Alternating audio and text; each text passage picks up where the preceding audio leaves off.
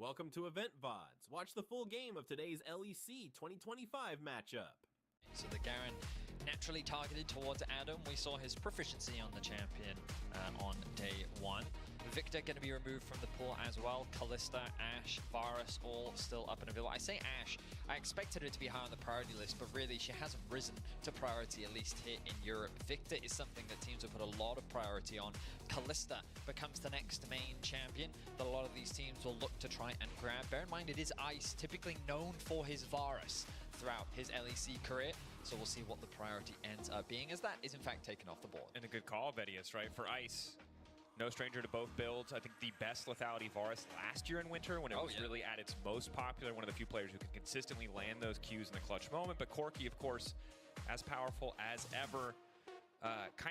It's been described as a fake flex because in other regions they played exclusively mid and we played exclusively bot, but we'll see if it's a little bit less fake today, as 3 control mages in the mid lane have already been banned away, so that pool is notably smaller. And while Garen is off the board, Adam does still have the luxury of counter pick on red side if he wants to hold out. See if that's what they're looking for. I mean, with a lot of mages gone, I'm curious as to what direction Larson will end up going. Obviously, we know him traditionally as a mage player, but when we kind of look at the mid pool, things like Talia kind of rise in priority, and with Corki taken off the board as well.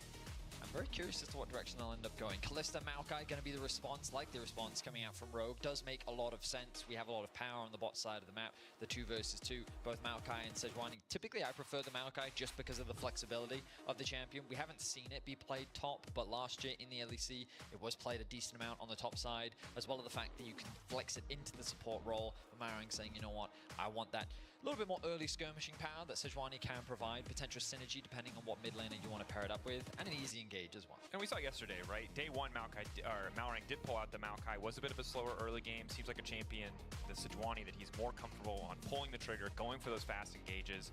1-1-3, we'll see what he wants to do here. Both these players, often the ones initiating the plays.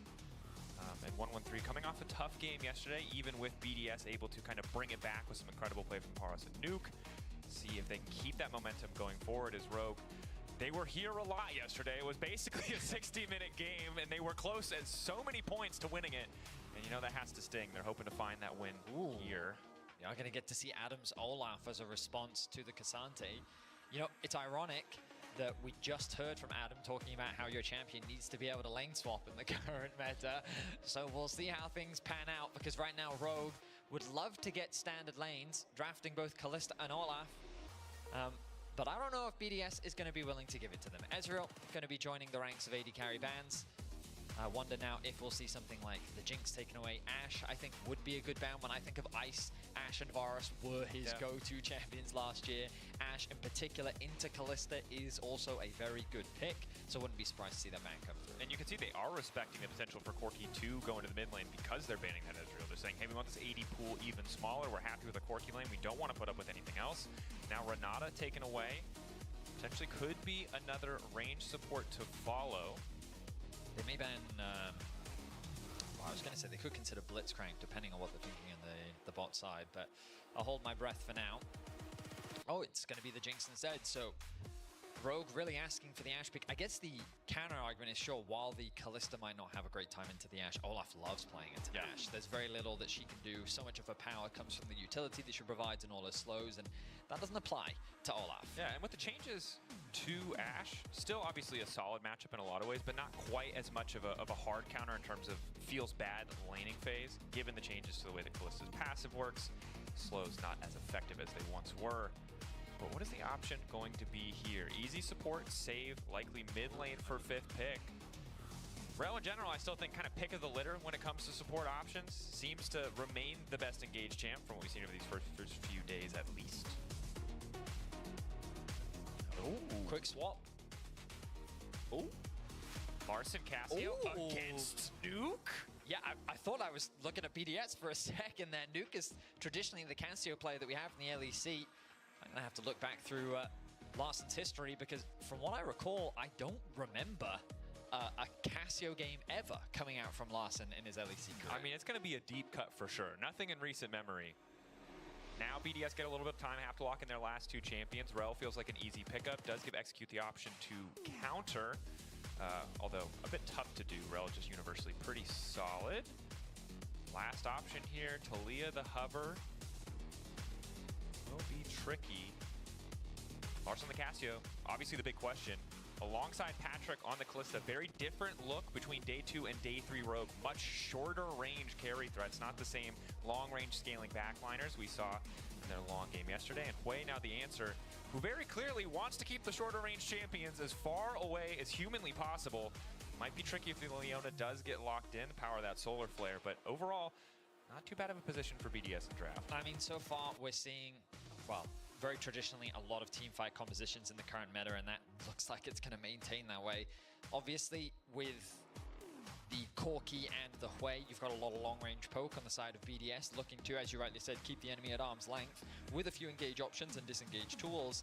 I do quite like what Rogue have brought out for themselves, though. A lot of early game power on the bot side of the map. If they can get that 1v1 matchup on the top side, Adam has the ability to run away with it, and the ability to run down their opposition with the amount of engage that they have. Ultimately, it's going to be a question of who is able to execute better on the fights. Crucial question. Of course, I'm just going to also call out feats of strength. I think for a lot of people in solo queue, you know, the extra 5 movement speed feels good. But in a game like this, Olaf having tier 3 Swifties, it matters a lot. I'm getting a bit ahead of myself there because we're quite far away from feats of strength, but I'll just call it out now. Just plant the seed. The man's like, I don't need to run Ghost anymore. Yeah, I can just... As long as you get the feats of strength, you are going to zoom. Rogue now invading on the level 1. See what the call is in terms of lane swap. A lot of presence here shown, 4 members. Don't think anyone's likely to contest. Olaf level 1, very strong as long as you keep landing those axes. Rogue very aware of their own early game power, so trying to leverage that for some bot side control here. Ooh, I like that ward. The positioning of the ward there from Patrick basically gives information as to where the swap is likely to happen. Paris going to be forced to walk over it, spot it out. Not quite yet though, of course, because BDS recognize the situation that they're in. Rogue anticipating a potential swap. They haven't seen the bot lane just yet. Paris waiting as long as possible, good patience. And then immediately the swap back comes through from Patrick. So great ward, ultimately pays off. Rogue get the standard lanes that they were looking for, trying to match in the 2 versus 2. And BDS now going to be, well, I think in the early push, BDS should be able to get a bit of an advantage. Once that level 2 comes through, Rogue can definitely look to start fighting. Corki, yeah, I mean, just notoriously very obnoxious to deal with. See what the level 2 does look like. Looks like they're just going to concede wave prio here. But as you said, good heads up play from Rogue to get that ward down. BDS showed the patience to, you know, to at least show as late as humanly possible, but Patrick and Execute weren't too far gone. We're able to make it back to bot lane in time. And standard lanes, which honestly great. I love standard lanes. I didn't think they were special, but after last year, they feel special sometimes. You know, honest 1v1s, top laners getting ignored, as you know, as was intended. As was intended. The cinematic really doing us justice. Darius and Trundle, really an homage to what top lane experience truly is like. Yeah. The irony is I love that it had so many spectators too, because that is what the game was designed, right? That's what you're just watching. Just watching. You don't go up there. That's top laners are in their own little world. League is a 4v4 game with a weird 1v1 side component. Right. For ego battles. At least that's what top laners would like, but in reality, jungle. Yeah, in reality, yeah. Malrang has snuck his way in. We'll see that the red buff hasn't been started in 1-1-3. This is going to be pretty easy for Malrang to get a lot of damage down, or at least force 1-1-3 away. Isn't going to overstay, immediately sees the run for Paris and is going to respect that, but tough for 1-1-3 to re-enter. Does have some healing on the passive, but obviously red buff early on is just going to completely outvalue the blue buff, and Maokai not really known for early damage output. Ultimately a small advantage gain for Malrang, leveraging the pressure that he has in the bot lane 2 versus 2 to steal away a camp and force 1-1-3 back to base. There is the opportunity for a double scuttle. We'll see if Malrang decides to go for it. Has the bot one completely uncontested. Could immediately cross over to top, but he does of course still have his bot side camps that he needs to clear. So would be ambitious, I would say, to go for both scuttle crabs, especially with Maokai already making his way towards that. Relevant doing well. Trying to keep Adam at arm's length.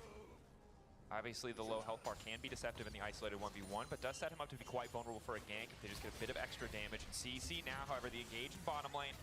Retreat coming in for Ice. Ignite down for a little bit more damage, not doing too much, but Rogue very clearly in control of this lane. Ice, no TP, can't also really afford to stay without good information on where Maorang is. So he's forced to disengage. As you rightly called, with the Maokai on the top side of the map, the risk of a dive is very real. He's forced to go back to base it. And this is, well, this is why Rogue wanted the standard lanes. It was why they invested in that early vision control, and they wanted to make sure they could get that 2 versus 2 in the bot side of the map. Now a 10 CS lead and already a small gold advantage building for the bot lane. I don't want to get too far ahead of myself here, Vedius. But when Rogue were really good, Yeah. all early game, crazy jungler. And what I'm seeing right now, in this game at the very least, this is the first game we've seen it, but it's a lot of early game power and a crazy jungler. And that honestly might be enough to snowball them to a bigger lead. For those that weren't around for the era of Rogue, which to new viewers may come as a bit of a surprise, but Rogue were consistently a top team in the LEC, and a large part of that was they had a strategy of drafting winning lanes. And it might seem like, well, duh, but they were very good at getting these winning lanes, and they leveraged that to great efficiency in the early game. Right now, they're looking to take a page out of that old playbook as they leverage their strong bot side of the map to secure themselves first dragon. With 113 on the bot side of the map, it makes a cross map for the Grubs a little bit harder. But 113 has found a way in. All right. Flashes. Good smite. Does manage to make it over the wall. Maorang, though, still doing okay. Para's going to follow. Maorang likely to fall here, but he did get the objective he came for. Nuke trying to come in and snipe the kill with Severing Bolt. Flash out from Maorang. To deny Nuke some gold, but he was for sure dead there either way. Perhaps just instinct at that point. I will say I'm surprised that Maorang, after dashing over the wall, 113 followed him. He could have then just flashed back into the pit. And I felt that being closer to executing Patrick, I don't see why they wouldn't have been able to win that, because now 113 already committed the flash earlier to get into the pit to try and steal the dragon away. So I will say I'm a little surprised. The reason why I assume he flashed away from Hui is because he didn't want to hand that first blood over to Nuke. But, I mean, it just went over to Corki instead, so I don't know if necessarily better. In any case, Execute looking for a play. Execute, Aftershock fades away, and now Ice really just gets to turn back and load some damage. A bit too much of a chunk there for how little damage they got down on Ice, so putting themselves in a bit of a disadvantageous state as he's starting to roam up. Looks like lane prio was the goal, that was Rogue now starting their second objective of the game. BDS were able to grab that first kill. Now one step closer to the feats of strength, but this is the second objective for Rogue if they're able to grab all 3. I mean, I guess the payoff of dying from Maorang, quick reset back to base, heads back out onto the map immediately. Adam also getting a reset off, allows him to get the push. Irrelevant hadn't had that opportunity yet. Now he's gone back to base. And is going to pick up that chain vest. But ultimately, things paying off in terms of early objective control. The next objective for Rogue will secure them the feats of strength, which means that it's going to be a race for that first town. And again, early pushing prio thus far has been going in favor of Rogue. Some plates down. The gold still in favor of BDS, a lot of that because of the first blood. And of course, Nuke able to make it through the early lane phase relatively unscathed. Level 7 now with a lost chapter. More than enough mana that he doesn't really need to approach Larson anymore, or too much at the very least. I will say, after the first day of games, I was a little disappointed. Maorang and Execute on the same team. My expectations were incredibly high. I got you really hyped. No, I mean, it wasn't just you. I was also very excited. I mean, how can you not see these Those players? two names next to each other. If you don't know, Execute, formerly known as John Hoon, if you're not in the loop, just to explain. Former Stylized player. I mean, the reason why his name is Execute is massive Pyke fan. He loves Pyke, and sometimes we got to see it from him, but he's just a big playmaker. And, you know, when Medic and I cast, it was a slow game. It was a slow affair. And then you and Jack Spectra just walk onto the stage, 60-minute bangarang. It was, yeah. And Medic and I were like, they've had more kills in this single game than I think Rogue had all of Summer Split. Yeah. But honestly, that's the kind of day 1 to day 2 development you want to see. But now I need to see it here in day 3. 100%. Because so far they've leveraged their bot lane 2v2 to get a few early objectives. They have conceded first blood. But it's this next objective that's going to be crucial, because the pressure's going to be on BDS, but they might sit there and say, hey, we're not strong enough to fight this. And I want to see Rogue continue to leverage this pressure and the strength that they have in this bot lane 2 versus 2. Patrick does have level 6. Looks like their priority is just clearing out that vision. Maorang trying to rotate around mid, hoping to catch out Nuke on the way. Dash in, flash forward on the ulti, a little bit awkward, trying to get tricky with it, but now just gets caught up anyway. Perfect use of the Petrifying Gaze, and down goes Nuke. These These are the type of ganks we like to see from Maorang.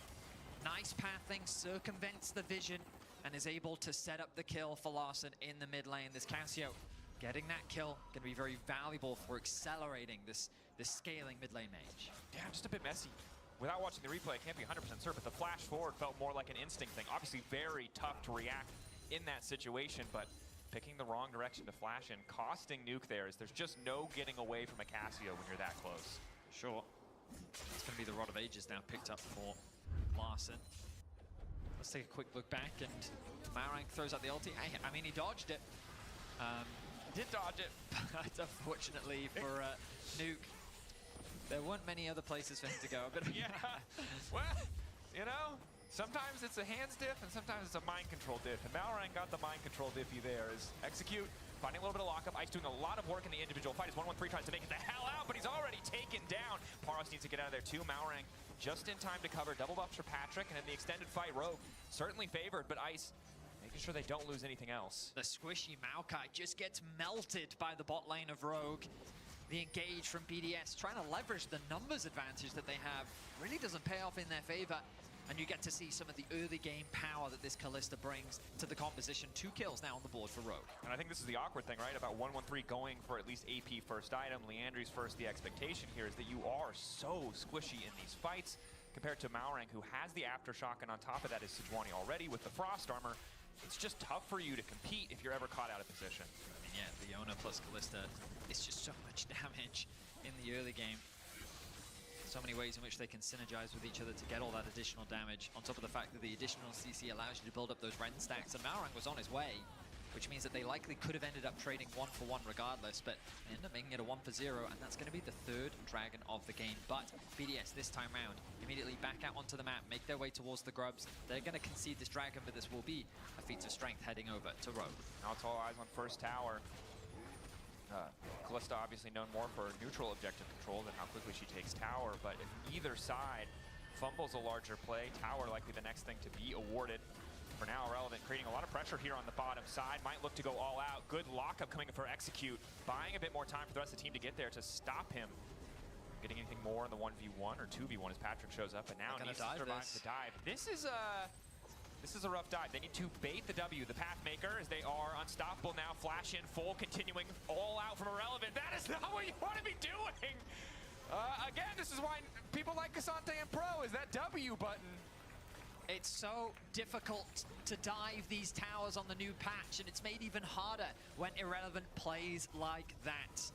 The fact that Maorang took the tower aggro initially, and then when Execute was stuck underneath the tower and the aggro swapped, Irrelevant immediately turned his attention onto the target that had the aggro of the tower. Beautifully played. He ends up getting himself a kill. He staves off the dive, and they end up equalizing the kills. And I think the big struggle there is while there's a decent amount of magic damage coming in, right, the main chunk of it is still physical damage, and Irrelevant only has armor. If Nuke is there, or excuse me, if Larssen is there and in the area, they might have enough to finish the job, but it just does not work out. Credit to Irrelevant for surviving, and kind of a reminder, we see this, I think every year this is a lesson that people have to relearn, is that like there's one thing that EU top laners are good at, it is surviving dives. It's true. And still, everyone tries to dive. But also, every team that I spoke to coming into the start of the LEC all said diving is way harder now. Yeah. and they said, hey, you know what? Let's try and dive one of the hardest champions in the game to dive. And day 1 Rogue wouldn't have done that. Day 3 Rogue, they did it. Wasn't questionable, but beggars can't be choosers. You know we what? wanted aggression, we can't be picky. You're right. My bad, Rogue. My bad. Yeah. Nice try. Didn't work out. Didn't work. You got Irrelevant's flash. We take those. Small advantage. Small advantage. We're waiting for the next major objective to spawn, which means that both teams are basically shifting around their lane priorities. The bot lanes move towards mids to make sure that they can have easier control to be able to contest the river on either side.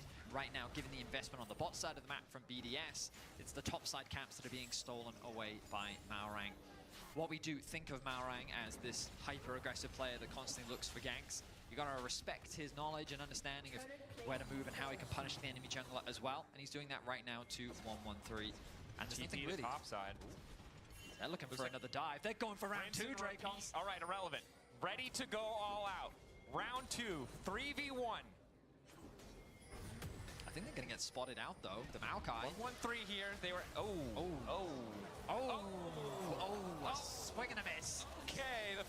continuing though. Nope, he's out of there. I think it was just Phase rush. Phase rush, yeah. That is a swing and a miss. All right then, we'll just gonna take brush that under the take rug. it deep. We're gonna tweet "He like me" for real though, and we're gonna move on with our lives. He like me for real. Sometimes you just, you see the image in your head, and it just doesn't come together that way, and it's, very I human. just like that every now and then pros show that they're human too. Mistakes Yeah. happen. We miss skill shots. It's all good. The duality of man. Any of us 1v1 one of these guys, we get clapped immediately. Oh, yeah. Also, we get the pleasure of watching them on stage just completely whiff. Such is life. Such is life. Now, we return to net neutrality as a minute away on these neutral objectives. Primary vision, I would say, advantage to BDS is they have kind of pockets of wards spread out throughout the entirety of the river. You can see one deep ward on the bot side. I say deep, it's really at the entrance of BDS's jungle, so Rogue haven't really been able to control much of the map, especially given they invested so much to threaten Irrelevant on the dive.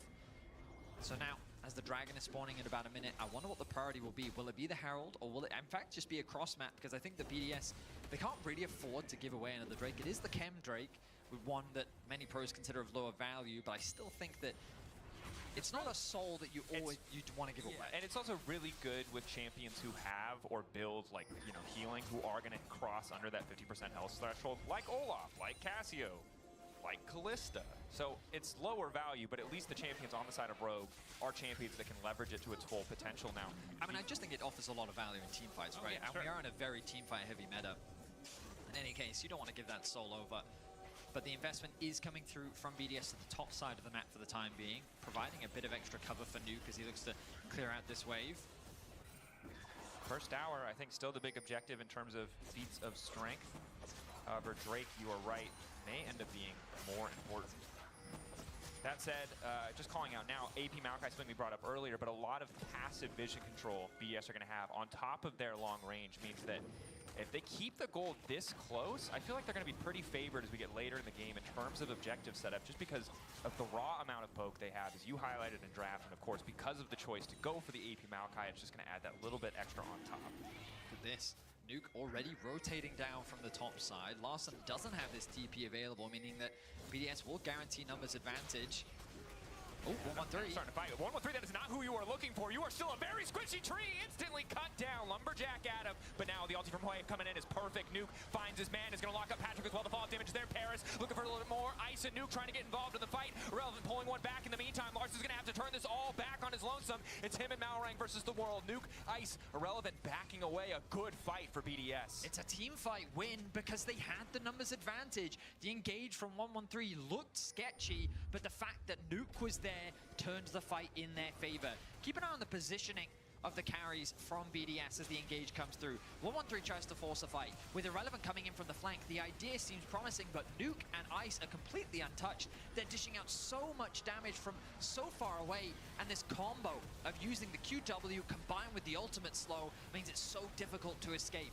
Unfortunately for BDS, it's Paris that ends up getting that kill onto Patrick, but still, they find the teamfight win, but no objective fail, which means that we return to the map, and the Dragon is on the docket. And you can see Adam obviously opting for the Black Cleaver. Yes, it's nice to stick to your targets, but it does mean that when that Hoi and Maokai are able to lay down so much magic damage, you're really so squishy. TP comes in, completed item for Larson, that's 2 under his belt. They're going to be able to find this fight and get to soul point. Rogue certainly on the back foot as the objective starts to reset.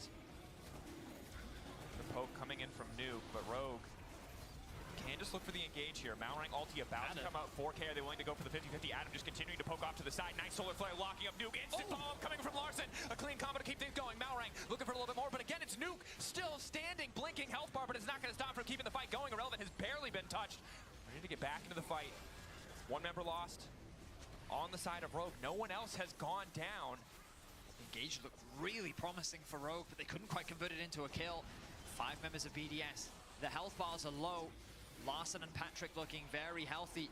Malrang is looking to get some health back, trying to find a flank. Okay, Ulti. going in with the ulti, gonna try to get the work done himself, but the shield coming in from Relevant is clutch. Adam now getting in behind him, but the Dragon has been taken down. A good smite coming in from 113 in the first kill. Now Adam needs to get the hell out. Ulti already used in the fight, Irrelevant on the chase, and it's all falling apart for Rogue. Back and forth, but in the end, BDS again coming out on top. BDS just dance around Rogue in the fight. While the roster may have changed, BDS's fundamentals of strong team fighting remains firm as they're able to outplay and they deny the soul point away from Rogue. Well executed there from BDS. And in the mini game of who will get tier 3 boots, they also come out on top. And it might not have mattered to anyone but Adam, but I guarantee it mattered to Adam.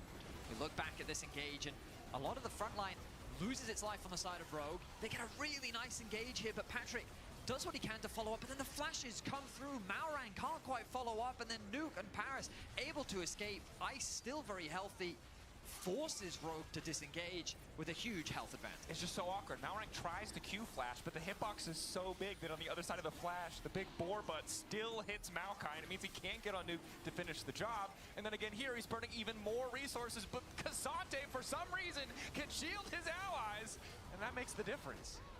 And with the numbers, they're able to close things out and secure the Dragon as well. BDS, great patience, well executed. Rogue now find themselves on the back foot, 3.5k gold down. Atakan on the board, Irrelevant, gonna be the target once more. They've tried this a few times. The damage from Larson is going to be crushing here. There's nothing he can do against the Casio. Grounded, he has no way out. Nice pick on the sideline coming in from Rogue, and Atakan potentially next on their list. Mid lane tower does go down, but they got good setup on the objective, and they're going to start at Callista as well. Makes securing the objective that much easier. Casio is just melting through this objective right now. But you've got to remember that starting this objective is a scary thing to do. Ulti on to 113, trying to keep it out of the fight. Execute now going to follow, but the objective's still relatively healthy. Pull back. The aggro hasn't reset, but it's only 5k. A ton of spears in its back. They still might be able to secure it. Execute gonna look to body block this one, but he'll likely lose his life in the process. The objective might be all that matters. Larson trying to bit more space, and now they're gonna have the extra life to pull in. All of BDS immediately running.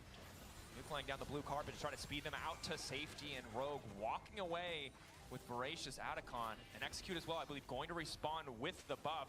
So they're set up to potentially get a little bit more done on the map, although sadly for them, Baron will not be an option. I mean, Larson offered a lot of value in that fight because he was able to stay present in the bot lane, dodging away from 113's ultimate, and then he could throw out his utility once the re-engage tried to come through from BDS, making it hard for 113 to actually enter the pit and get a smite steal off. So keep your eyes on Larson on the right side. Nice engage coming through from Malrang. The follow-up comes in from Execute. He's pulled out away to safety as the Herald ends up dropping. Ice goes inside it, but I don't think that's what he wanted to do. Quickly evacuates, and then when this Maokai ultimate comes through, watch Larson as he throws down the utility, chucks out the ultimate to try and keep 113 away. The 113 actually got closer than I thought initially.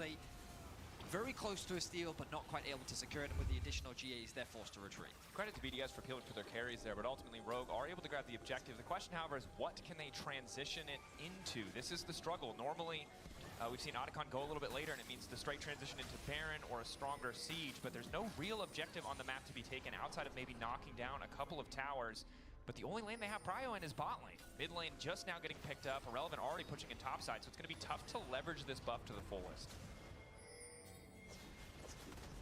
BDS, given that they have so much of the map in their control still, all of their added towers, as you rightly said, that's the first tower going down in favor of Rogue. I think they should be fine conceding a few things. They don't have to overfall. I mean, the pressure is on Rogue to reclaim some opportunity back. They're diving. Going in, CC immune, but not immune to death, although he will be sent packing back to base. Execute withdrawing as well. Rogue getting very little. I think this is about the best you could hope for. It seems like Rogue a little desperate for the force there. I mean, we talked about it, right? The pressure's on Rogue to try and force something. I think that the execution on that dive really didn't go the way that they wanted. And ideally, you get an extra kill or two. You can use the numbers advantage to convert it into a tower. If they were able to take out Nuke or Ice, then mid lane becomes a much easier objective to be able to siege. Unfortunately for Rogue, they couldn't quite convert it into anything else. They get another kill onto 113. But BDS, they successfully held the line. They only conceded 1 tower, and they still find themselves in a very comfortable position. And again, I think Nuke was kind of the hero of the day in some of those clutch moments yesterday. But today, despite the difficult early lane phase, right, they are able to find that first kill, a little bit of a sloppy flash. He's now 4-1-4 after these fights and has a lead over Larson, whereas he was trailing pretty far behind earlier on. This makes things so tough because Larson was that strong point for the team overall, and Patrick wildly far behind this Corki. And past 2 items, Kalista, yes, she's still going to do well, but it's not crit scaling in terms of what she's going to bring to the table. Here we go. The Dragon's going to be started off by 1-1-3. Adam secures the top tower, has TP available. He's going to channel it now. Bit of an awkward angle. BDS just walking away. They have the vision to see this coming. Not going to get caught out. Caught out, by the way. 3K lower.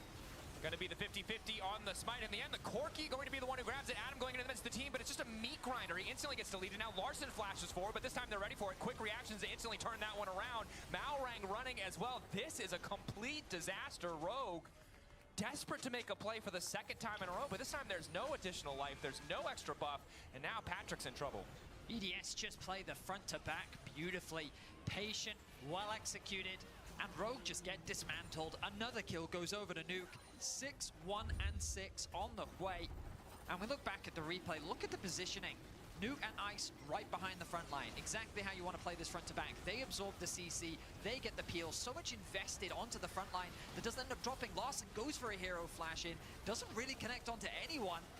And then BDS can just go for the re-engage. I mean, just incredibly well executed from BDS. I think the thing is BDS are playing way better together as a team. That's what feels like the big difference here for me, because Adam Alton goes in. Execute isn't pushing any buttons on the other side of the wall. He's not in the midst of that fight, whereas you can see when the counter engage from BDS comes in, everyone is using their CC to either hit those priority targets or peel for Nuke. It's been like 3 fights now that this guy's either been untouched or walking away with a blinking health bar with his team there to cover him. I mean, you look at Ice as well, 3-0-9, 3 items fully completed. A lot of pressure was put on him in the early game, but after getting that first blood, the man hasn't made a mistake so far in this game.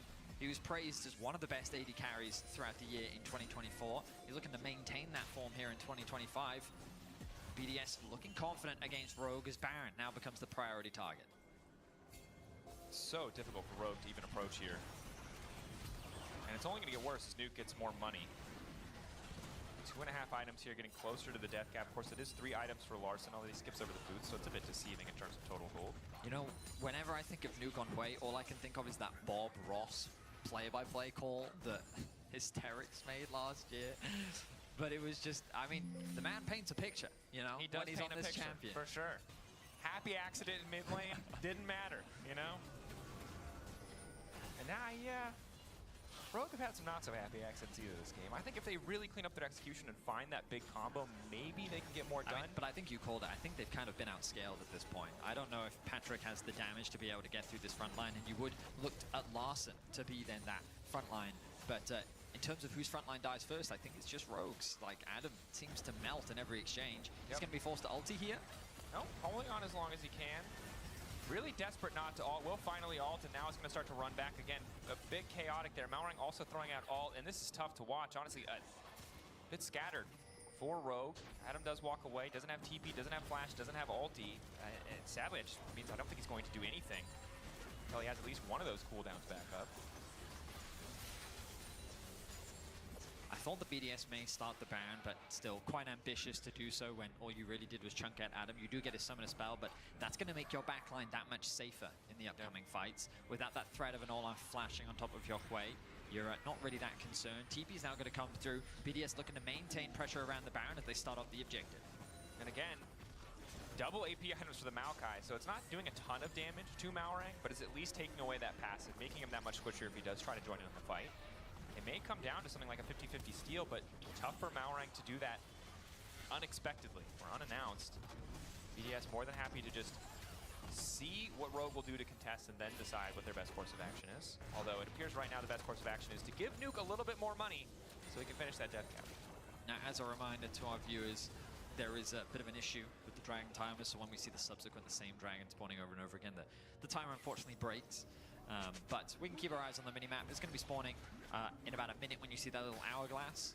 I still think we're a little ways away from the 5th Dragon of the game as both teams find themselves at full. Yeah, no one's at soul point, so at least for now, it's not the most significant objective on the map, although it wouldn't surprise me to see someone trade it for a Baron. I mean, the advantage for Rogue right now is that BDS are rightfully paranoid to start off with Baron. Larson is now level 16. The Casio has 3 completed items. The advantage of not being able to buy Poots is that you can, in fact, get your upgrades quicker of your core itemization. And a level 16 Casio is a thing to be feared, assuming that you can get the damage off. And that's crucial because, as we've heard from pretty much every player right now, tank items are very strong. And Cassante is quite the wall that must be broken through. And also, just as a baseline, Casio, one of the highest skill cap champions in the game, right? It's essentially 80 carry and a mage in one in terms of what you need to be hitting to maximize that damage output. Sure, yeah. Oh, yeah. So see if they're up to the task. Of course, the components are there. A lot of CC if they find the right targets. A lot of kill threat, but thus far have not really been able to finish the job on any of the key targets. And of course, in the extended fight, the Corki and the Hwei just really start to do work. The other thing BDS are cautious of is Rogue's ability to sneak the Baron. Of course, Casio plus the Sejuani as a duo could actually just kill the objective outright. But I mean, we all saw that first game where they kind of, Flackett was, you know, taking the Drake and Rogue just kind of wandered up top and got Otacon. Yep. I think everyone's painfully aware of the sneaky objectives being on the table, although Ice going to start this one knowing that he has the time and that Rogue really aren't in a position to contest. And Rogue, while they do have a fast Baron, I'm surprised they even came here. This was kind of a waste of time from Rogue, that they just walked up, watched the Baron die, and then they just kind of returned to lanes. I feel like they could have used the time instead to just clear out all of the vision on the top side. They could have pushed out that top wave, gained control of the mid, maybe even getting a few deep wards to threaten a potential pick onto BDS's side. If all they're going to act as spectators, I feel like this game is only going to get harder as the death cap now completed for Nuke. Well, it kind of speaks to the state that they're in, that they feel like that's the best option, praying that someone is going to have a bad back, someone is going to recall in a sloppy location that they might be able to find a pick, instead of doing something like you mentioned, which is a much more kind of guaranteed, at least small value, a little bit of vision that might help them contest this next objective. The problem for Rogue now is that because they didn't use that window, BDS have now refreshed, all of their wards are replenished, and they can completely cleanse out the little vision that Rogue did have. If we can have an opportunity, observers, I'd love to see what Rogue see on the map right now, because I have a feeling, yeah, it's not a lot. They're being completely suffocated out, and BDS will continue to push their advantage slower and deeper into the enemy side jungle, and they'll keep these waves pressured as well. Look, top getting pushed out now, mid as well. Irrelevant's quite happy to concede the pressure on the bot side of the map as he looks to try and tick over to level 16, and this is the point that becomes very scary for Rogue. While I don't think they're going to be too concerned about BDS trying to rush the objective down, it just puts that constant pressure onto Rogue to have to face check, and the risk of face checking into a Maokai and a Hwei is a very scary thing indeed. Yeah, BDS though, I mean, they've got a 3-item Hwei and just about a 4-item Corki. I feel like they could play a little bit more aggressive, but don't want to do so when double TPs are available. So maybe hoping to just chip away a few more of these small things that they can take from Rogue before they go for the major objective. Can obviously also just play a slow game and poke, as you see here. Really tough for Rogue to do anything at all. Execute just lost half his health for nothing. Severing Bolt coming out as well, making the recalls that much harder. That is some very good poke. Patrick quickly trying to lifesteal, but this is the window where BDS need to try and force something. It's a good health trade. Execute is forced to back. You have a numbers advantage. Now is the time to go. And going they are. Malrang, level 13, smite available. Will it be the fight or the Baron? Ice playing this one slow with 113. Passive healing, keeping 113 relatively topped up. Malrang is the person you have to be cautious of. Looking for a steal. Max looking to try and get some vision. A split call here. No one stopping Malrang from getting in the pit. 5K. Ice is now very low as well. BDS taking a lot of damage from the Baron. Waiting for more members of Rogue to walk away before they try to burst this down, but they know Malrang can see. This is very awkward. But good discipline that they haven't burned anything else. They're waiting for Execute to go down. Malrang now getting into the pit. Might just trying to keep hitting the Baron. I'm not sure what the plan is here because Rogue are now slowly being pushed back. Execute down. Nuke, godlike Malrang still in the pit. The rest of Rogue just trying to poke over the wall to stop their jungler from going down to hope to steal something back. But Paras coming in. Looking to get the job done. It's a bit of a split call from Rogue, but it doesn't matter. They get the Baron. They'll get the fight as well. Irrelevant there to take down Adam. Bit more damage onto Larson, but Archangel's keeping him healthy. It's all falling apart for Rogue here. It's Rogue that actually pulled the trigger. BDS's patience pays off as Patrick now running for his life. Irrelevant is looking to run him down. Lot of spears. Slow goes in, severing bolt, nice backstep. Patrick, good movement. He stays alive for now, but the Baron secured the teamfight one. BDS in firm control can now look to begin their siege. Resets definitely need to come through, but they're going to secure this top tier 2 before they do. Now we look at the fight. You can see that Rogue know that they want to go for this because BDS are holding it. They forced this out of Rogue. Yeah, but they don't put any pressure onto Ice. Again, like, it's this backline. Look at Nuke's positioning, finds that initial execute onto execute. Malrang, he's stuck in the pit. There's no potential follow-up, and when he tries to disengage, it's Paris that follows up. Unfortunately for Irrelevant, the ultimate was used onto a CC immune target, so he wasn't able to bring him over the wall. But the damage was done, the objective was secured. And it's just a matter of BDS using their range very effectively. They feel like that there is no threat to their carries. It is consistently a front-to-back affair. And I feel like that if you were to look at the damage graphs and the damage taken at the end, you'll see that Irrelevant and 113, incredibly high damage taken, but Nuke and Ice, they've done a great job of just circumventing that threat, and it's been very difficult for Adam to really threaten that backline. And it's so hard when you fall behind in a game like this too, because you lose that vision control. Larson forced to flash and retreat, execute off to the side.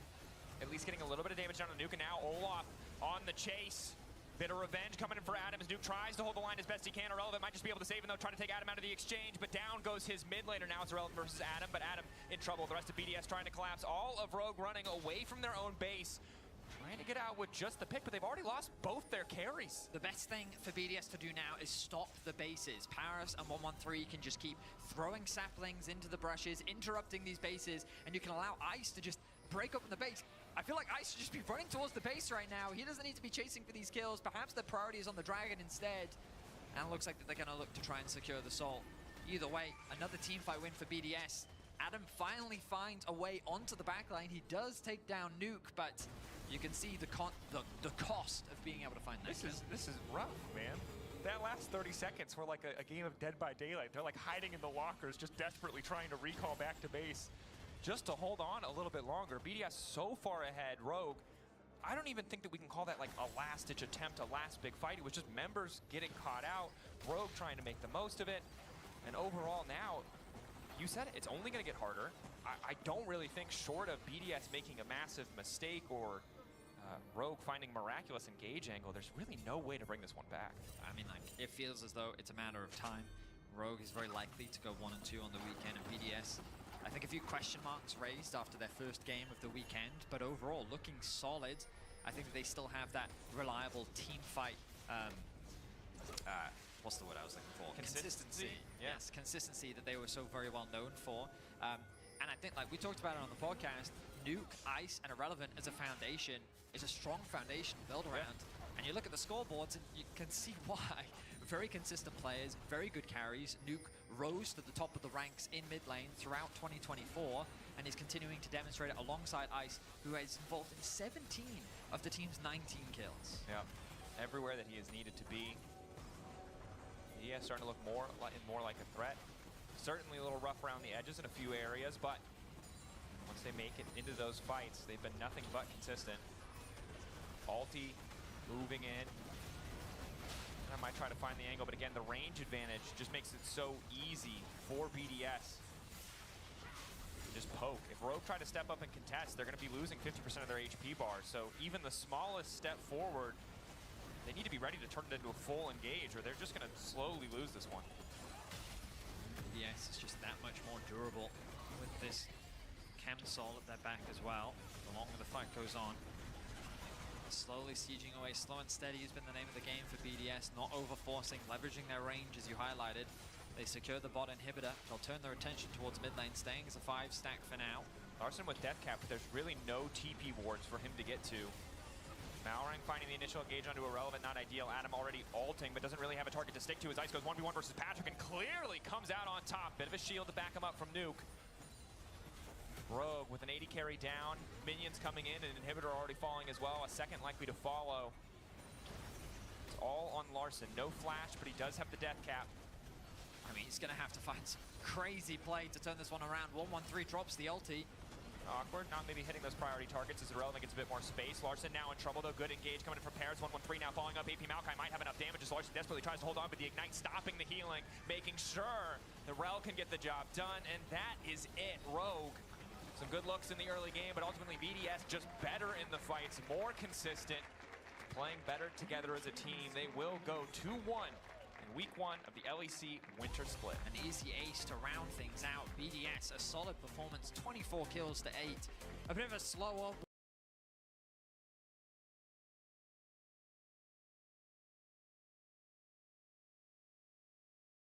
Welcome to Event VODs. Watch the full game of today's LEC 2025 matchup. Is the name of the game here in 2025 as we enter draft.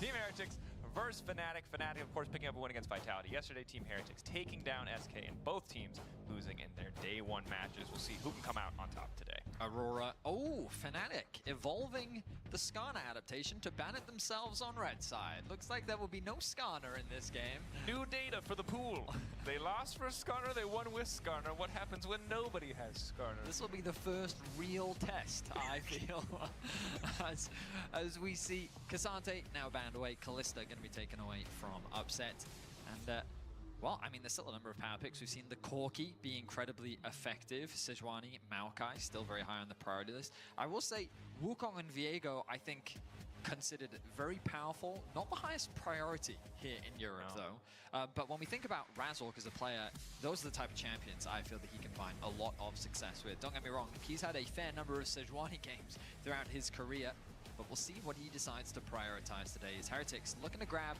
to no surprise, the victor for Camilo. This will be his 3rd victor game so far this split. And has been really solid in the team fights. Of course, I think still you can see some of those rookie tendencies, not the best recall timings, sometimes a little bit caught out there on the greedy bases, sometimes running out in mana. Oh, the interview he did with Law, though. He seems like such a sweet, genuine guy. I just love the authenticity, the excitement that he showed. His debut here, 1-on-1. Great way to start off the split for what is largely a rookie squad, especially when expectations were not incredibly high. The Maokai response coming out from Fnatic seems pretty stock standard. The flexibility that it can provide means that it can go in the support, jungle, or top lane position, as it looks like they're going to secure the Varus for themselves as well. And I like the Varus in general, right? Both builds feel decently viable right now, which means it's easier to put him in a wide variety of compositions. But see what the angle is here for Team Heretics. Perhaps more team fighting power, maybe a bit more priority on the Wukong that you mentioned before. But so far, pretty stock standard, right? I don't think either side giving away too much about their compositions. Is Ivern and a tree v tree. Yeah, it's a battle of the forests. Yeah. As Heretics, I imagine they'll look to lock in their AD carry here. Yeah, Corki does make a lot of sense. This is a really good first 3 champions. Yep. And the Rel response, all right, so Rel seems to be the go-to in Europe. Right now you can see 5 wins, 4 losses. So pretty 50-50 on the success of the champion. Alistair is usually the go-to. I wonder if Fnatic will look to ban that one away. They could consider a Braum ban as well. I think Braum has a lot of value against Varus plus Maokai. But supports, supports I think make the most sense here for Fnatic. Now Alistair taken away, trying to limit one of the conventional options into the Rel. Although Rel, I still think, in general, offering a little bit more. But a very powerful kind of scaling option on the side of Team Heretics. Of course, Corki not the most notorious late game scaler, but when you have an Ivern beside you, it can make things a lot trickier. And now, makes sense. I was thinking about other mages. Would have been a possibility, something like the Orianna. Well, and Oscar had a pretty solid Rumble game yesterday, so don't want to give them the angle to pair it with a Yone again. Yeah, it's a good point, actually. If you limit the AD mids an option, especially when you've already got a Maokai, you can make things a little bit harder. Maybe they look to ban away the Jace instead. Or maybe Ambessa. We've seen her flexed into the mid lane a few times, with the Jax being banned away on the side of Fnatic. It does suggest that they may be considering flexing it here. Is the option going to be Carlson's Jax being banned? Not only did he have that yesterday, but also just received a ton of early game attention. Most of the ganks, most of the effort in terms of map plays coming in from Team Heretics were focused around his lane. Return of Humanoid's Way. He was one of the early adopters of the champion upon its release into pro play. Definitely proficient on it. One of his preferred. We'll say that. Win-loss does need to be updated a little bit after the success we did just see on Nuke in the previous game. But I would love this. I think this is insanely good against their comp. Roaming Bard. But they're not going to pick it. They need a little bit more engaged, Dracos. As fun is banned in pro play, and we must all play engaged supports. Handshake every time. Obviously, Bard. High ceiling, very low floor, though. The Leona, much more of a reliable option. You're probably closer to the floor than the ceiling. Oh, yeah. Yeah. I almost lost a friend to Bard ulting him in mid-Yasuo ult, and he lost his promos. I'll never forget your one-punch Bard, though. One of my favorites. Yep. Stole all those kills from someone who should have had them. Anyway, back on track. Renekton gonna be the final lock-in. Ooh, one?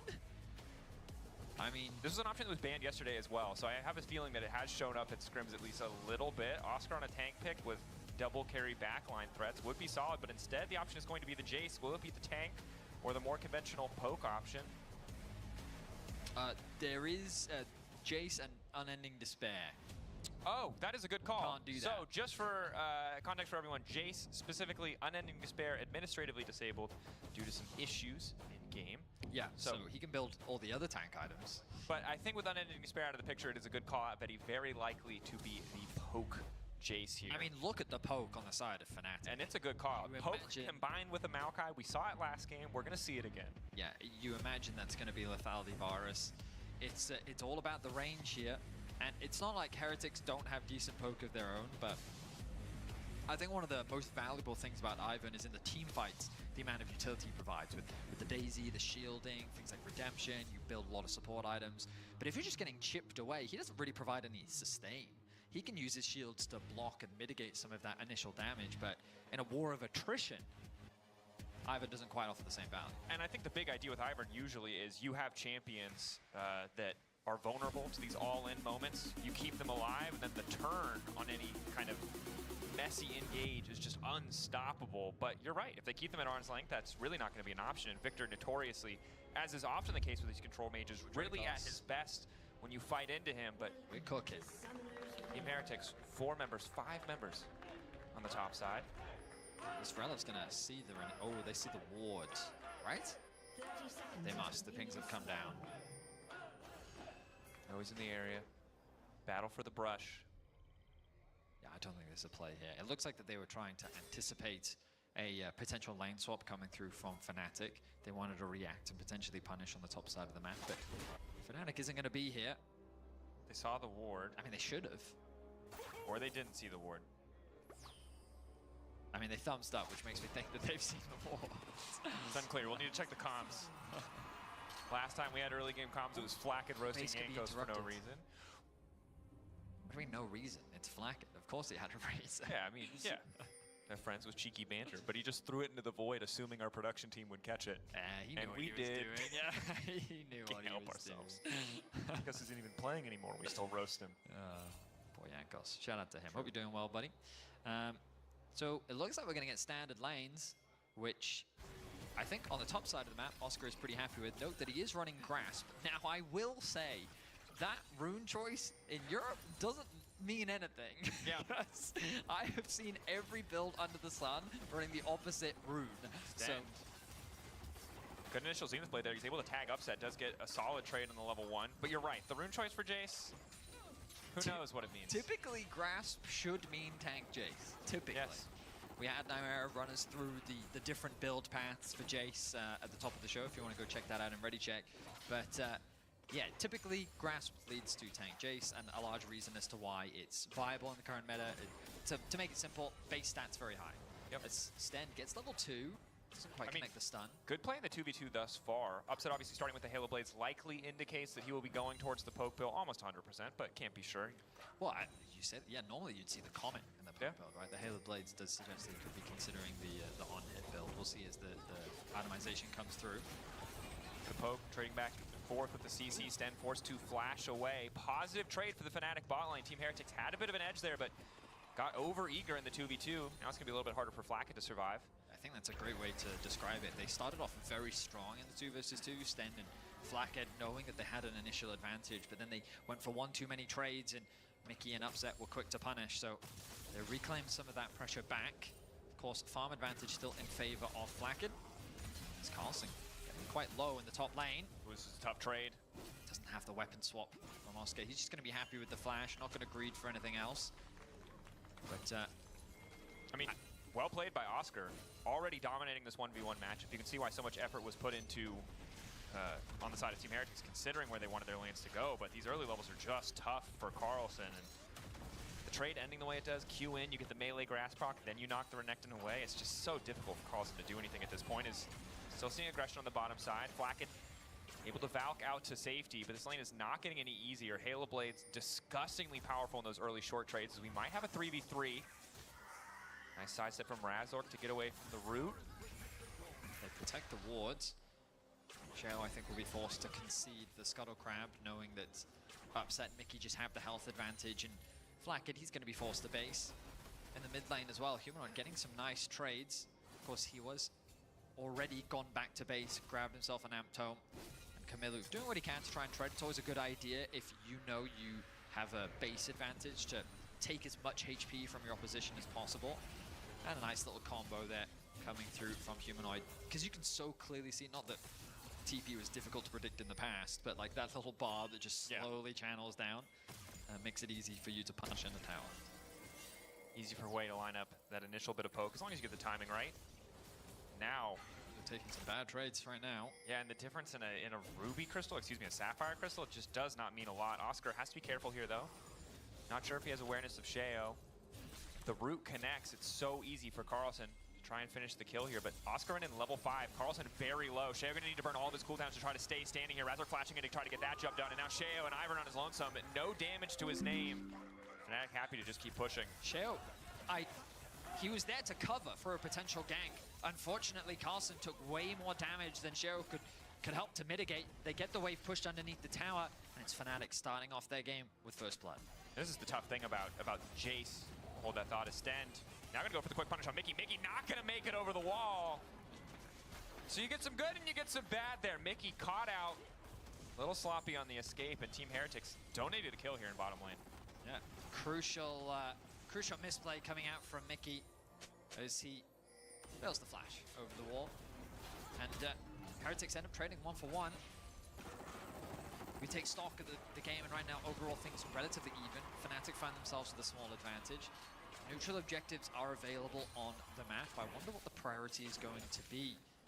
Given that the bot lane is consistently traded back and forth, will it be the dragon or will it be the grubs? Right now, Mickey hovering around mid lane suggests that they might be looking at the grubs. You can see Razork hovering around his top laner as well.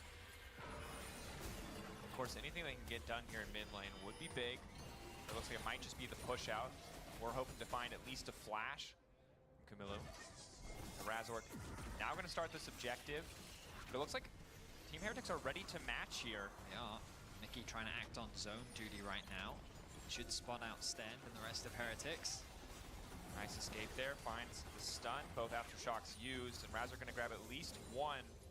But they can't really afford to stick around. Wave not in a good spot top lane. Just now resetting means Oscar going to be late to the play. Even though he is ahead in the 1v1, it just shouldn't matter. But the smite is good. I don't think they should be able to grab 3 here. 200 health. They're going to grab all 3. Team Heretics. You talked last game about Spectator, and it's just a bit unfortunate. An awkward affair. The root comes through onto Razork. Razork still rooted. Fnatic still looking for this fight. Humanoid level 6. Pullback is good. Ulti good to follow as well. Double kill! Going in the blink of an eye. Humanoid kills 2. That was terrible for Team Heretics. Upset actually ends up sniping one of them, but it should have been a double kill. He played that incredibly well. Heretics get punished on the retreat, and it ends up being, I mean, they end up getting all 3 grubs as well. That was, awkward is the word I'm going to use because it feels correct. That was a little awkward. They get the first grub, they start to walk away. Razor kind of casually walks in, smites the last one, and then Team Heretics start to retreat on the third. Fnatic are just able to grab it, but they're not far out enough. And at that point, Fnatic have really all the relevant ultimates they need to just force the fight. I mean, Heretics thought that they were strong enough to trade. And in a situation like this, normally if you don't feel confident in your ability to fight for the grubs, then you would just cross-map, right? You'd go for the dragon 100%. in exchange. But as you rightly said, at this point, the grubs have already fallen.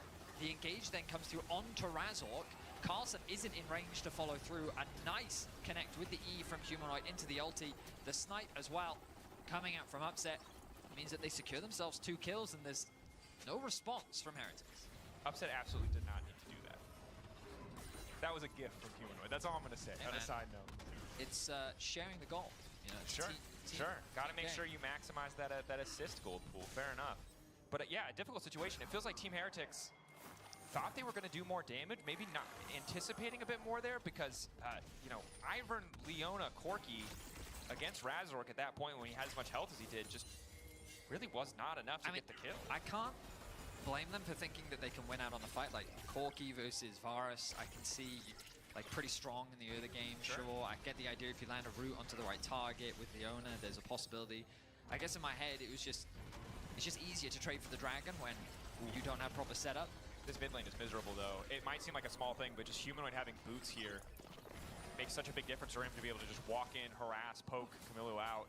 Yeah, so good Hwei players. Oh, hang on a minute. Carlson going in, calling out Carlson, forcing the flash. Traded for ulti now.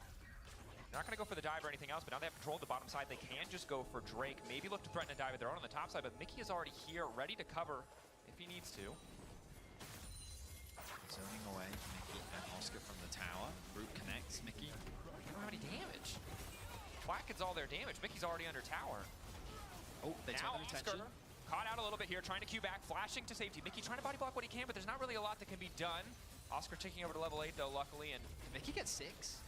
Trying to get something else. TP now going in topside. Oscar locked up, gets the Q back into Sheo. Good initial burst damage, but now Mickey's going to be in trouble. Fnatic overcommitting a bit there to try and save Oscar. Yeah, they really wanted to get in range of that wave. You can see Mickey now ticking over to level 6. It will cost Oscar his life, and Heretics get a kill back. They don't really convert it into much outside of that. I guess the good news is they put Oscar a little bit behind while Carson can freely farm on the bot side of the map.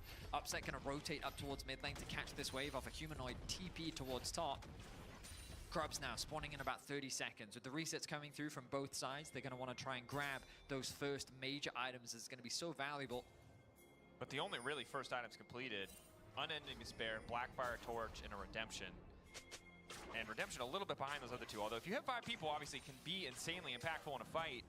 This is going to be a tricky one to navigate. Humanoid was already doing so much work before the item completion, and Camilo pretty far behind. Valley coming through from Upset. So very much leaning towards that poke composition that we talked about in the draft. Fnatic, once again, having a lot of range, and I think the problem Heretics is going to run into later on in the game is their actual engage tools. They're very reliant on Sten. It's true.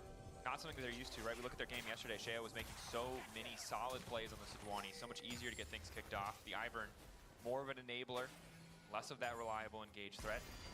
Sheo himself has to be careful. Has Sten to cover. Heretics is going to start this one off. And no TP available for Oscar. TP is up for Carlson. I think Fnatic, they don't have the numbers to contest this. Elsewhere on the map, Upset just now able to move up. It looks like they're going to try and start the fight. Initial disengage coming in from Razork. Razork trying to lock one up. In the meantime, though, Mickey now getting started, but a lot of skills missing. A little bit chaotic here. Ulti now coming in from Humanoid. First kill coming in. Shut down there. Sten taken out as well. Sheo, Camilo trying to get the kill back onto Humanoid, but the flash out is just in time. Mickey will finally go down. Humanoid trapped in the pit with his ultimate, but getting some damage back. Upset.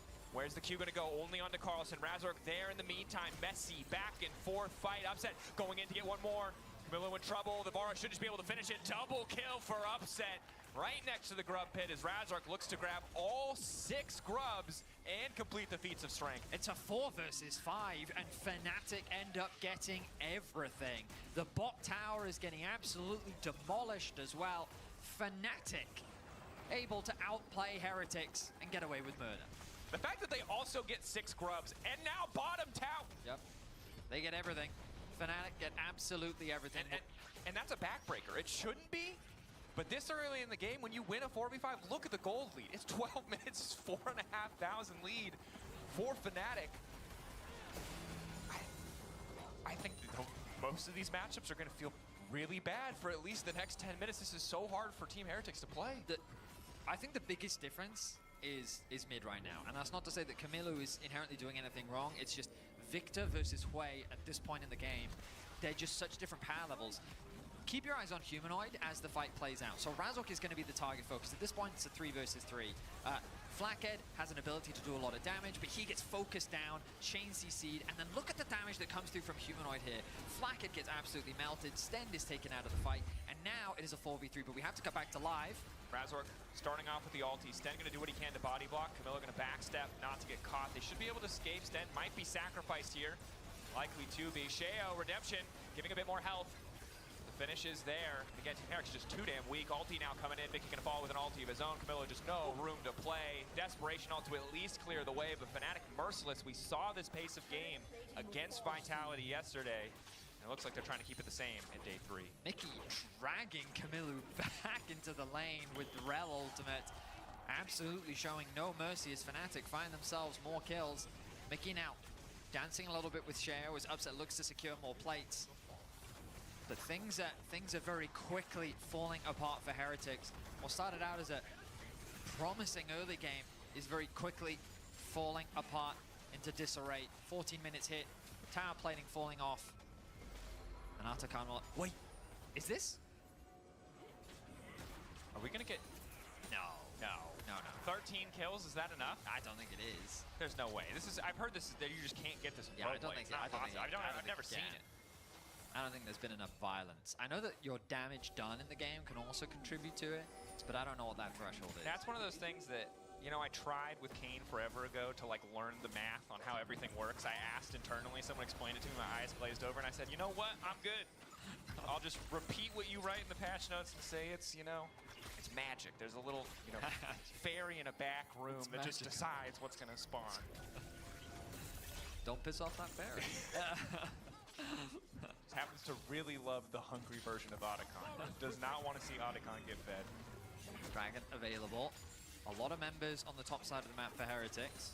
And Hui being in the bot lane, bullying Carlson out of the 1v1, with Razork hovering in the fog of war, means that this Renekton has to play respectfully. The poke from Upset is ruthless as Flackhead gets chipped down. You just can't walk forward. You don't have great vision coverage. You don't have enough damage to burst through Upset's health bar. Sten now in trouble. All the rest of his team is recalling. Kamilu now moving over to cover. In the meantime, Fnatic are also grabbing an objective at the same time. And this is the thing, when you're this far behind, you don't have to commit all 5 members to do anything. It's so easy for Fnatic to have their cake and eat it too. Uh-oh. Sheo. That's not your jungle anymore. Long range root, immediate follow-up. Redemption will get a little bit of health back, but the Q out from Razork to deny that initial healing. Carlson now trying to follow up on a Humanoid. Humanoid could be in trouble. This would be a big shutdown, but already the first kill goes down. The rest of Team Heretics scrambling to cover, but Mickey might just look for the engage. Upset over the wall, does have ulti available if they want to keep this one going. Nice snipe from Upset means he's on a rampage. 4-0-4. The opposition left wanting as Oscarinen take down the top lane tower too, and we've seen this before. Big team fight, 4v5, while Oscar takes the tower. I mean, ultimately, Heretics have fallen short in this game due to their skirmishes around the grubs, and Fnatic have played better in both circumstances, and Heretics now find themselves wanting as they find themselves in such a massive deficit. There's a 2k gold lead between the two mid laners, a 2k gold difference between the AD carries, and a 1.8k, my eyes don't deceive me, between the top laners. I mean, there's even a 1.1k between the junglers.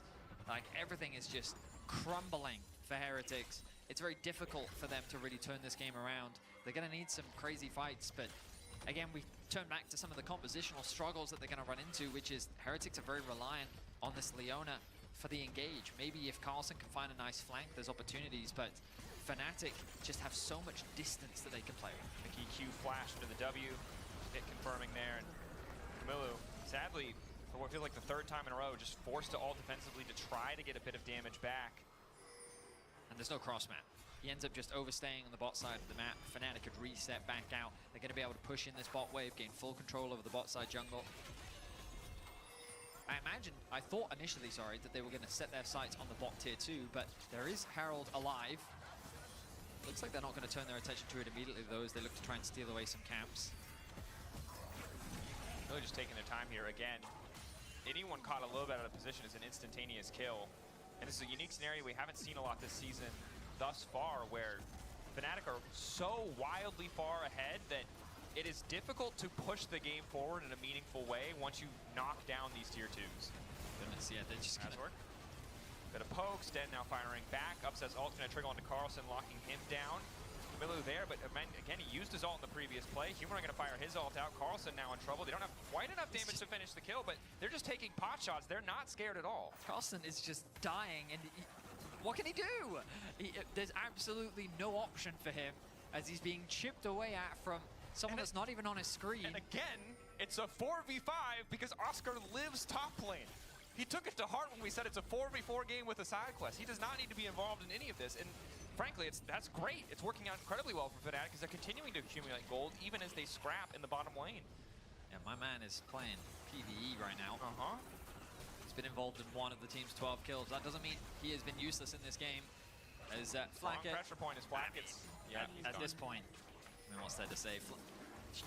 Team Heretics are just making blunder after blunder now, overstaying in the lane, easy kills for Fnatic as they just pick them apart. And this is, I mean, this is such a difficult position for rookies to be in, right? Obviously, with the ERLs, you get more of a chance to practice at a deficit because you've had these stage games and stage experiences, but this kind of deficit, really tough to do anything. The math is just stacked against you, even if you play perfect. A lot of situations where you could have found an advantage or killed a support just don't exist anymore. So, yeah, the Halo Blades there. The idea is you quickly apply those Blight stacks, follow it up with the Q for massive damage. Also, Swift March, so nice for Varus. This humanoid absolutely has no business being there. Side note, if he did not have a 10,000 gold lead on his team, he would 100% die for being that far forward. That's why he's doing it, Dracos. Very true. He has the ultimate from the Maokai to zone them away. Ooh, locked up. Chalk Blast from just so far away. Turn their attention back towards the objective, and I mean, what else is there to say? Fnatic systematically dismantling Heretics, taking down all the tier 2 towers. I like their ruthless efficiency. They're not wasting any time. They're immediately turning their attention onto the tier 2s. They're knowing that they're stronger, and now with Atakan on the map, they can set their sights on the objective. And this is, yeah, this is the kind of game where if Fnatic make a lot of mistakes, Team Heretics go late enough. There are some angles, but they're just so few and far between. It's feeling more like in history class when you learn about technological advances. At Team Heretics, they got swords, Fnatic got guns. Team Heretics finally got guns, Fnatic have artillery, and you're not winning. You're just a step behind in the tech tree right now, and I don't think there's any coming back from that. In an age of empires, it's all about pikemen. No, Pike's not in this game. Oh yeah, fair. XQ was last game. It's about painters. This I like though. Okay, I'm just gonna say, a lot of people, whether this goes right or wrong, you have to do wacky stuff when you're this far behind. You're not coming back on a normal play. He does know. Oh, we spotted 2. Yeah. Oh, the jig is up. Time to get out. Oh no, Mickey. Oh, All right, Heretics get away to safety. Well, it's not a perfect game at the very least. But Mickey has continued the trend of randomly dying in the first 5 levels and then playing a pretty good game of League of Legends. Yes, he has. Fnatic not going to start Atakan off just yet. Reset's going to come through quickly. But Heretics don't know that because they don't have any wards, so they are worried a little bit that this objective is being started. They're going to check. They see that no one is there, but they're going to stay, maybe, because there's nowhere else for them to go. The problem is, they need to reset. They have no wards push. left. Well, they have no wards, and also mid lane's coming in and bot lane's coming in. Reckon's at least there to grab 1. So now all the vision gets cleared out. They're going to quickly reset, get back out onto the map, and then they start feeling stressed again because, well, I mean, to be fair, they still have that control ward at the very least. But this is the idea from Fnatic, just suffocation. You know, I thought that was a Baron alive, but Rift Herald, of course, still sticking around. I think Fnatic might try to time it up for the 3-piece combo where you go Herald into Otacon into Baron. Ah, yeah, the classic. The rarely seen, the 3-nugget meal. By the way, good luck face-checking this, Heretics. Yeah. I mean, Razork has free vision. The part of the map that you should be able to control, you can't at all. And then even when you have a little bit of prio, Fnatic still see there, or at least as much as they need These comps are just so oppressive when they're this far ahead because you need to force and engage against this type of poke, and you just can't. They just chip away at you every time you try to get a bit of vision.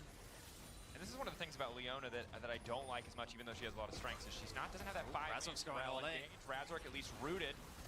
to stop any further follow-up. Body block, a bit of healing coming in from the Redemption, but Oscar in over the wall, going to do a bit. Mickey now following up the combo. Humanoid there to do the damage. Upset there as well. Easy for the carries. His Upset's just speeding through. That's the opportunity movement speed. Fine with that Ghost Blade. Double kill now. Fnatic haven't lost anybody yet, and it's 2 down on the side of Team Heretics. Combos are lethal as well. Rel plus Hwei. Oh, yeah. Walked into a brush that you did not have vision of. Upset goes godlike. They're going to get this 3-piece combo. But they are going to get the 3-piece combo. I think it's I'm going to say first time in competitive history. Don't know. Haven't watched enough LPL or LCK. It was the first time I've seen it. Herald into Otacon. Probably base. Walk back. Get Baron. Surely there's nothing that Team Heretics could do to stop this. I mean, surely Fnatic can't throw this, right? Gaedril, don't say anything. We look back at this team fight. Yeah, Team Heretics fans, this one's for you. Yeah.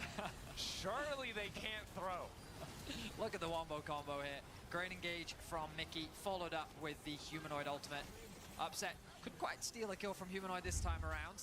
Ends up getting the double. Uh-oh, Kamilu, he's in danger. Upset flash forward. Aggressive use of the cooldowns. Down he goes. Now the base defense is going to be that much harder. Kamilu behind an optimization, but might have been able to clear out some of these waves. That said, Baron's still not up. Jo probably dead here. I think he's dead, yep. Summons Daisy. A million pieces of hope killed from off screen. sources that he cannot see. Nice Q back, though. He did get tricky with it. Credit to him. If they weren't turbo far ahead, that would have been the kind of movement that would have kept him alive. What an absolute slaughter from Fnatic. This is the level of play that I think Fnatic fans were hoping to see. They were a little concerned after day one, but they bounced back strong. 2-1 is going to be how they round out their first week of the LEC as Mickey sets his sights on the Nexus turrets. Nexus now likely to fall. Really nothing Team Heretics can do. Might not even be a consolation kill available for them, especially as the buff remains on the Fnatic lineup. False life there, available. Fnatic are not going to drop a member in this siege. They might send a few members back to base, but as long as they hit the Nexus, they shouldn't lose anybody. Finally, 1 false life buff down. They're killing them in the fountain. 2 have now withdrawn. Blackhead likely to fall as well. 1 more. Q going in. Fnatic chance starting. I mean, this is just bullying. This is bullying. They're being cyberbullied. There it is. Fnatic win the game. Well played across the board. Team Heretics crossed that precipice. The gold lead was too big. Options just did not exist anymore in Fnatic.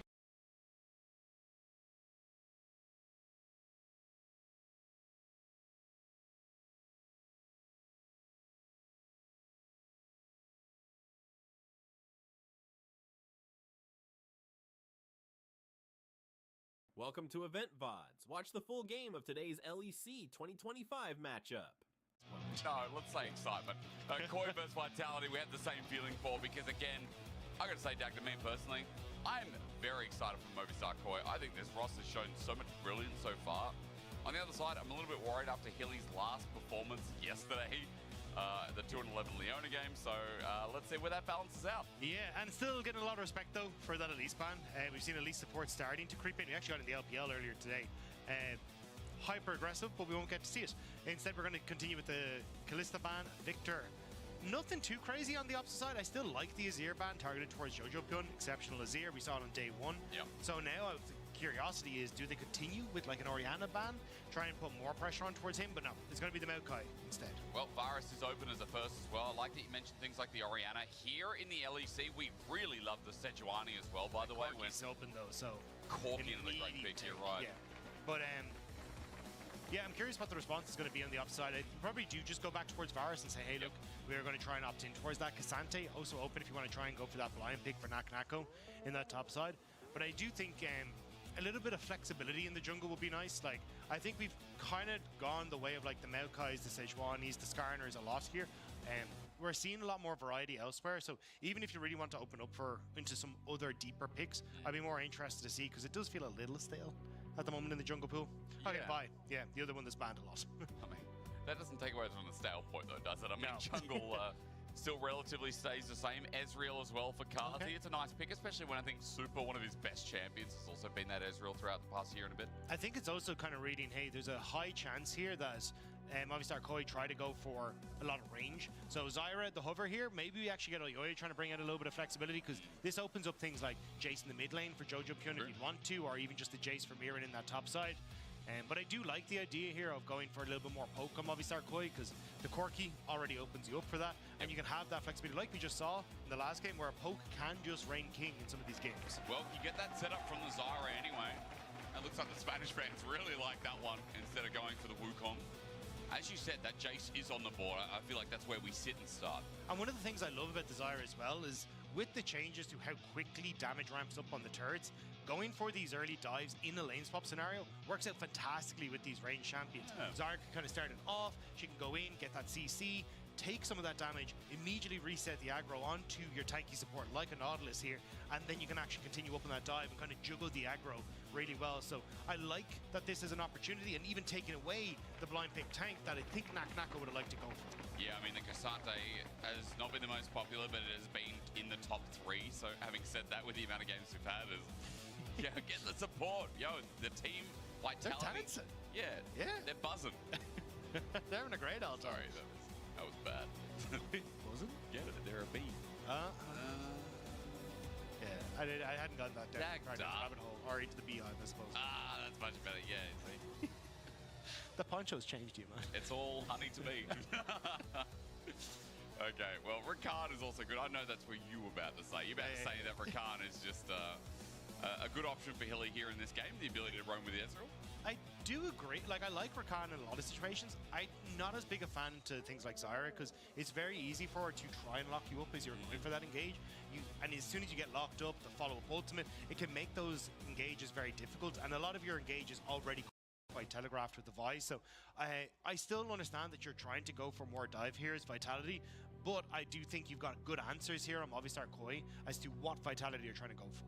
Yeah, I like the point. In isolation, fine. How it runs into it, there are questions. So at least take that away when they start banning away the supports that, again, could be trouble to it.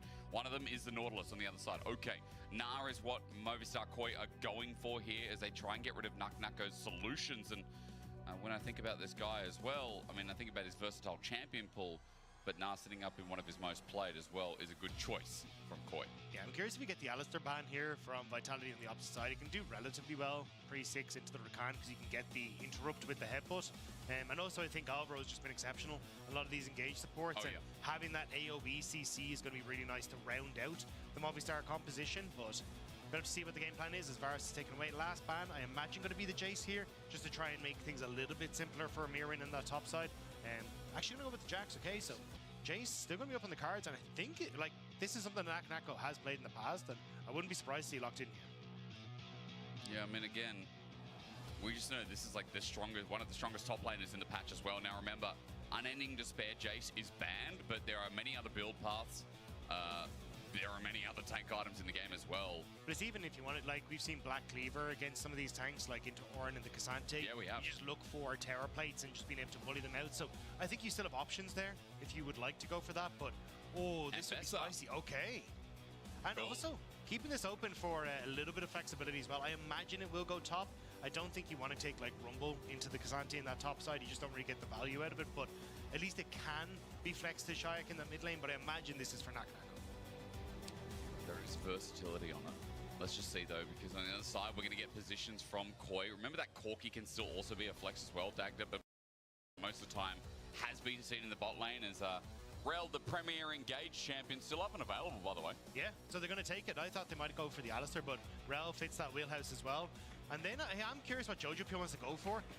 I could see a tankier mid laner coming through here, something like the Stylized or the Galio if you really wanted to, just because you've already got that DPS coming through from the backline. But I think for Jojo, just going towards a control mage here will work out relatively well for you as well. I don't think you need to get too crazy with it. I do like crazy with it though, so I don't want you to say that. Oh? Yone, I thought. Now, it's funny because, again, you're going up against Nako, who was his most played is actually Yone as well.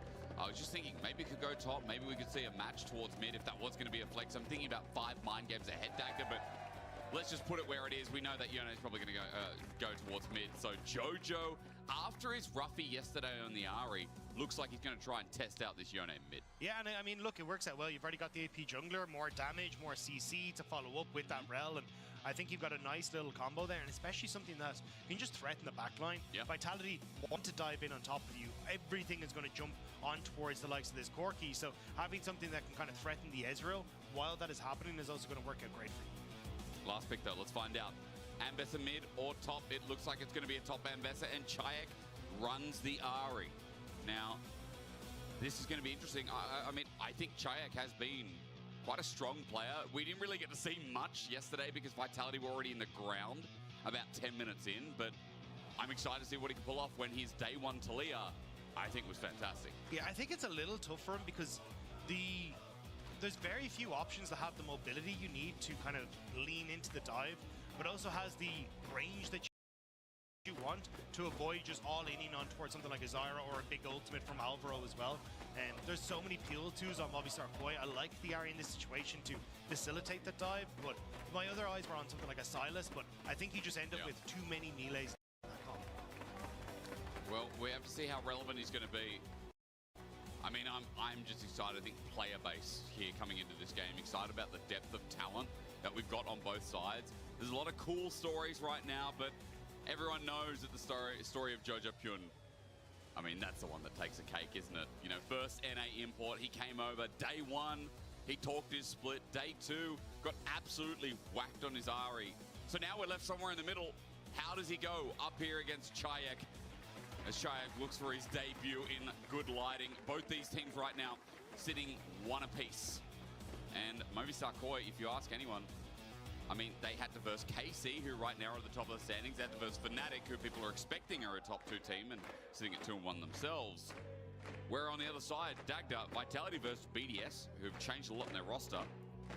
They all managed to get a win there, but against Fnatic, I mean, again, blasted yesterday. Yeah, I think it's cleanliness in the early game for me for Vitality. Even though they won the game against BDS, there was still Hilly getting caught out in several different positions. Starting to fall behind in the early stages, and we're eventually able to bring it back. But Movistar Koi have shown that they are more than capable of being aggressive in the early stage and running away with a game from that position as well. So I think you have to be very careful from Vitality to make sure you're matching a lot of the aggression, and especially if there is some sort of lane swap, which I wouldn't be fully surprised if there wasn't. Yep. Trying to protect your Ambessa, trying to make sure that Movistar Koi are just not getting this early lead that they can snowball with. Keep Naknako safe, especially. I'm excited about this top laner. If people haven't seen him, and even yesterday in the games, most consistent player, and guy also with a lot of potential. I was just highlighting the mid laner of Vitality, but let's not forget the top laner, I think, has also been one of the strongest members, even in their losses. As we're about to get into Summoner's Rift, Movistar Koi versus Vitality. Winner moves to 2. And as we round out the first week, being in the upper echelon with the likes of Fnatic, KC, Giant X, BDS are also there. A great way to open your season and new year. Doesn't look like we're going to have any sort of lane swap scenarios, though. More just everyone spanning out. Oyoya trying to get some vision on towards Vitality. They would have liked to get a ward down just to spot out where Linces is, but now Oyoya actually... Charms great charm. And it's a W as well. Dagda, that's an easy first blood. Beautiful setup from Vitality. Beautiful setup from Chayek. I don't know how he managed to sneak that charm into the midst of everyone, but this new mid laner for Vitality has been stepping up wonders for them. He's consistently been one of the best players. Really has, and we highlighted him for a reason. So Movistar Koi now moving up top. They've cleared a ward, so you do get a CS for Jojo to kick things off, and Dagda, it looks like they are going to try and commit to this lane swap with Super now sitting here with Alvaro in top enemy jungle. Yeah, they wasn't sure if Karzi and Hilly wanted to try and match. You can see Hilly actually is going to roam up, so Super and Alvaro just trying to get some vision down to spot out exactly what's happening. But even if you lane in the 2v2 here, it still comes out in favor of Movistar Koi, because eventually Mirwin is going to pick up all the CS. He's going to be an experience accelerated with the experience. Yep. Whereas for Naknako, I think he's just going to end up falling further and further behind. So Movistar Koi just trying to be a bit of a nuisance here. Crash out not working though. Naknako gets damage actually down. Gatling gun won't help out too much. And now that Hilly's here in the 2v2 lane of his choosing, things seem a little bit easier here for Naknako to try and step up to the wave and get experience. I do think this ward is crucial here, though, for Vitality, from Movistar Koi, because essentially they're going to spot out that Linces is on this top side, so they're going to realize, hang on, we need to crash this fairly quickly, because our jungler's nowhere nearby. This is a bit aggressive from Alvaro, though. But it comes with an ignite. Damage on Hilly after the fact as well. Vitality, that 2v2 sent packing, or at least back into the turret for the time being, and Thank you very much to our observers for the picture-in-picture. One great thing about Cassante and Dagda, why he's just picked all the time, is his survivability in these lane swaps is also just what makes him great. Yeah, and there's no way, as you can see with the buy on the top side, that we're going to get any sort of dive. So Mirren's going to be quite happy to just pick up a lot of the CS underneath the tower. And Linces moving back over towards his red had hit level 3, so I wasn't sure how aggressive he wanted to go. But I think with Alvaro getting that chunk on towards Naknako, putting him below half HP, looks like Vitality not comfortable enough without knowing where Oyoye is to try and go for something special. But as you said, I just want to point back to your earlier circle on the map. Linces was spotted out by that ward, heading down to the bottom side of the map though, trying to maybe play around that vision, skirt around it. Probably had some kind of idea as we're back up top because level 3 was just hit. Naknako in a bit of trouble. He dashes in instead, tries to be sneaky with it, but flashes away. Hilly with the counter engage afterwards as Alvaro's a new target, but Naknako has dashed away. And Super's just there to help out as well. Getting a little bit frisky top, but Naknako now without his summoner. Yeah, he does have some bickies though, so be able to nom-nom on them to make sure he's actually got a bit of a healthier... He walked in though, flash shattering strike. Hilly can't save that. Naknako crashed down on, but the dash from Ambessa, ridiculous, isn't it? The mobility is insane on this champion, and Naknako barely had to get it. That looked dicey though, and maybe now looking a little... Oh, Jojo went in! Ooh, flash. Holy moly. On a ward though, they're trying to bait it out. Alvaro found Hilly and he dashes out himself. We're playing on the edge of a butter knife in this early game. It is big for Hilly to stop the resets though, because it means that Naknako should be able to get this farm, and that's why Hilly just kind of calling his top laner over to help out. If you can't reset here, Naknako will actually get a really nice back timer here, so Hilly making it look a little dodgy, but it's actually a great call for him to make that stop. True. Much better than the start from yesterday, I don't know. Hilly fans will be upset with me because I'm calling it out. I just have to say it because it was a little bit of a rough early game. But this time around, you know, playing more the Hilly way in a better way, as Charm was a little bit early from Chayak there, but you won't care, Hilly. He wants a quick recall. Honestly, yeah. Who cares? Actually, Yeah, this time it makes who no cares? difference. Yep. And you get the death guards as well, so we actually get back out onto the map faster. So Wait, honestly, it's tech.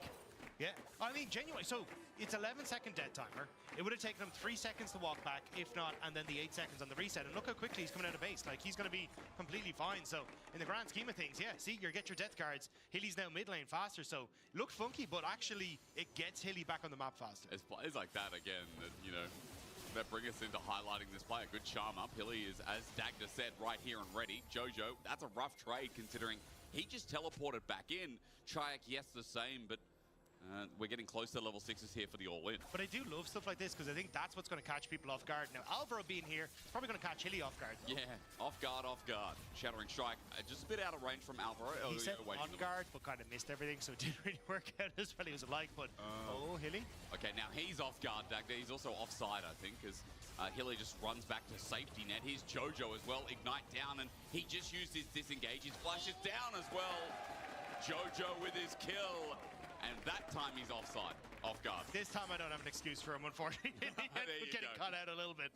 And now it is going to set up Jojo with a nice little lead in the mid lane, because this was quite back and forth, and I actually really liked that he got in towards the mid lane quick. You could see it did catch Jojo off guard as he had just come back into lane, but it means now end up giving over the kill, and with the opportunity for the... I was going to say for the Void Groups to be taken by Elyoya, you're just going to get the trade now for Linces on the opposite side. Kazi matches his top side. Alvaro going to take True Shot Barrage, running away. His crash down is down. And they just back off, trying to get the wave pushed in. So we have standard lanes just upside down. Yeah, I think, again, because Naknako was farming with Hilly, you can see the difference in experience. We are about to tick over to 7. Naknako not even level 6 yet. So this is where you're going to see the difficulty for the Ambessa. And if Ambessa falls behind, she's just not really as exceptional as you really need her to be. So I think we're going to see some attention from Linces to try and get a bit of a lead for Naknako on that bottom side, because if this continues, you're just not going to outpace the Cassante as he starts to build the armor that he needs to keep you in check. And outpace the comp. We talked a little bit about it briefly in champs like Dagda as let's just pause the trades. Good charm. As Movistar Koi, I mean, you have Yone with Zyra and a Cassante, and I just see this comp Dagda and I go, wow, those buttons stick. And it does feel like it is going to be hard to play, a front to back, all in, some of these skirmishes as well. Not only if they get ahead, but if they're given a little bit of time in this game as well. Ooh. Nope, Super does not get interrupted. It actually pops a barrier to so if you are shielded and take damage, it doesn't interrupt the reset, so that's why Super used it. But now Alvaro, yeah, Alvaro knocked into Linces. Can't do too much there, and you're right. I was like, that is a barrier. So I guess that's just worth it. You kind of like throw apples and oranges in the air. Barrier for the tempo, you know? Why are you throwing apples and oranges at people? I can juggle. I really can't. But yeah, I mean, it does stop. Like, it makes sure that Soup is now on this bottom side to put even more hurt onto Nakanako, who's about to get dove. So great barrier because it keeps your tempo, and essentially you're not really going to need it for the foreseeable future unless this goes horrifically wrong. Don't say that. I mean, it is an Ambassador, and I'm just waiting for those Drakehound steps to come into action. Super's damage is going to be everything here with his phage as 3 members now converge. The flash immediately, but Nakanako able to respond. He doesn't even have Merc Treads, by the way. That was just quick as anything. As this Summoner is down again, but he's able to defend the rest of the turret as the wave thins out, and it's only going to be a plate for the trade. Still, it's a flash on Alvaro, which is way less valuable than the flash on Nakanako. He's going to have a Hex Flash and stuff available for him in the later stages of the game, but I think it really does just take the wind out of the sails of this Ambessa. She kind of wants that mobility in the team fights, especially if she's going to go in with public execution. So Nakanako not having that available just makes it so much more difficult for him to really be a threat in these side lanes and put Herd on towards Soup. And now, obviously, you've got Void Grubs at a minute 20, which you would like some of these flashes to be up for Alvaro, but yeah. I think it's still a decent trade when you can play things a little bit slower with the poke that you have on Movistar Koi's side. Movistar Koi picked this up. It'd be a big boon considering that Vitality would lead to 2 themselves. Actually, the winner of the grub fight really just goes to 2 to make it simple for everyone at home. So this could be everything as Alvaro is stunned down Kazi. He arcane shifts afterwards, but remember, health bars are important here if this drags out enough. Dagda pointed out, but again, 45 seconds till those grubs, and it might lead into the dragon that is about a minute 30 behind. Yeah, I'm keeping my eyes on Hilly because I think there's an argument here to actually forego contesting Void Grubs because I just don't think you're in a position to go for it and look for a play on bot side instead. And if you'd gone for the play immediately where Linces is, you could actually catch Mirren out as he pushes in this wave and then try and make something happen, but it would cause a lot of your summoner spells to be down, or sorry, ultimates to be down. Yep. So it looks like instead Vitality do want to try and contest this these Void Grub spawns, but I just don't know if they're really in a position to do so. MDK, or Movistar Koi at least don't have their first items completed, which makes things a little bit easier. Shush, shush, shush. You know, yesterday I said to our production team, I'm like, I promise I won't say Mad Koi again. It's just, you know, once you go through a full year of saying something, it is so hard to get out of it. As much as you want to practice and tell yourself, it's completely different. As those grubs have now spawned, by the way. I'm just going to say Koi from now on. Make your life a little bit easier. Grub started, but it looks like a little bit of a fake here as Vitality have brought their support up. Hilly's now level 6 as well. And look at the top though, Vi, going on towards Jojo Pyun. Watching that. Knock up there. Jojo sees Linces and Vault Breaker away. Grub still being taken by Movistar Koi. Yeah, this is the issue. I don't think you can really contest. Super going to get a ton of damage onto Hilly. And now, TP from Jojo. Was it TP? Was that just a He goes back and Linces walks right in. It's a trap. But imagine me with a fish head saying it as Movistar Koi. They're going to have free access to the grubs now as well. Yeah, great pick. Again, Vitality just weren't in a position to go for this. Even if in an even fight, I don't know if they could really match up. And now, Garzi taking a little bit of hurt, but Alvaro just going to walk away. Oh. Public execution, nice dodge from Jojo. It really was, wasn't it? I mean, Jojo, this game has been playing so well, but how does he get out of this one? The answer is just like that. And Jojo walks out. Vitality's early game, it is slowly being taken away. Dagda, 5 grubs in total, 2k gold lead. And it's come off the back of some of these slick plays, these punishes from key members of Movistar Koi. But now we got to see what happens with the dragon. So Jojo TP'ing down to the bottom side to catch this wave that Shayak has already pushed in. He teleported in to push that as well. So I think this at least should be Vitality able to get the cross map. I'm just curious if Movistar Koi can maybe put up for a bit of a plate in mid lane as a response to this. But Vitality, 2 dragons at least, not the worst of starts. But it's just that 2k gold lead that's starting to open up that is maybe going to start causing them issues. It really feels like, again, you know, control is still going over to the blue side here with Koi. But I think I also want to point out that we've also got a Blade of the Ruined King very shortly on the way. This guy right here, who's having his day 1 performance again, and Shayak is feeling that. There you go, Malignant versus Components. Yone wins.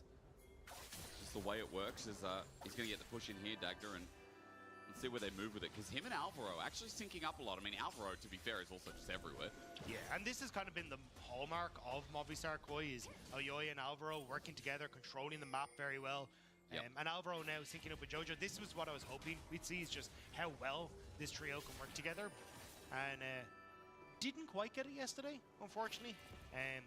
It was a very close game between them and Carmine Corp, but still, Movistar Koi showing that they are a force to be reckoned with as they set up on this bottom side. I think you can look for pushing mid with Corky and then start to lean on bot, which is why Vitality trying to defend. It's Hilly himself moving in Tri-Brush, trying to contest with the vision, but Magnet Storm is the turn. You see the flash away from Linces because there were some Strangle Thorns about to be on the way. Aoyoya sending out the Tangle Barbs himself, and Vitality are still on edge, but Hilly's just sitting there waiting. I'm not sure. Quickness in, maybe a bait, maybe a ruse. It was! Jojo ulties out. Chayak follows through, gets a reset, gets a flash. The charm, and Aoyoya burns his too. Hilly's getting hit some wild thorns on the way out, while Super now has to pick apart the pieces, but Vitality have won that fight. They've subverted expectations, and Hilly, bit of a beta. Yeah, nicely done by Hilly, catching people out, and now Mirren in trouble on top side. How much, though? Nako not thinking about the ulti for now. Wave just going to call in. Yeah, you're just going to continue to push in, but you can still look to poke down underneath the tower. You got that shield, see? You go in for a quick trade and just continue to work Mirren's health bar down. Makes it very difficult for Mirren to stick around, especially if you know the Linces and that are starting to make their way up towards this top side. That was shield bash damage, Dagda, with grasp. It's pretty disgusting, honestly. It's like getting hit in the face by a peanut, you know? There's first tower. Unfortunately for Vitality, this was a great play by Hilly, but they end up losing out more on the back end. So you get the flash away by Linces, which means that the Stranglethorns just end up missing out. This is a bit of an overstep. Aoyoya comes across to try and catch the Ezreal and work with Supa moving over, but it means that then it's a 2v3 here. They think Chayak is too low to come in, but Hilly engages. Linces with a follow-up and the long-range up from Karzi just catches Movistar Koi completely by surprise. And even here, Chayak holds the charm, hoping just his flash will burn Aoyoya's flash. He gets the charm after, but Aoyoya, steadfast in that, does not react immediately. And Chayak got so much off the play as well. As we come back to live now, Koi are looking to get this turret, as that was a close charm yet again. Jojo has to go out to the Fade Unsealed, or rather, Soul Unbound. Chayak thinking about the ult as well. I think I'm looking, and he's got it up and available. Charm narrowly does not connect, but in that last play, Dagda, he got a lot of gold back, because Jojo was starting to lead the charge here in the mid lane, but now the lead swinging around, and Chayak is in a good spot. Yeah, I think the problem is, though, it's a Yone. So inevitably in the side lane, it's going to be difficult. Yone very, very strong in that regard. And you're constantly have to just clear out ways as Supa in mid lane, which is opening up Alvaro and Aoyoya to just pocket Jojo Pyun every single step forward he takes. So Vitality are trying to break this and trying to find some way to get this turret, because then you can push the wave in fully, but you're just not finding those opportunities. I love how I'm talking about mid, like these small gold swings, and now I've kind of just realized that Aoyoya the whole game has just been having a field day. Yeah, he's 40 CS ahead, he's 1200 gold ahead, so that's where that lead at the top of your screen is coming from right now. It'll shorten a little bit thanks to the fact that this turret is going to go down to Vitality, but yeah, Aoyoya is strong. Seeker's Armor Guard second as well, note for the next fight.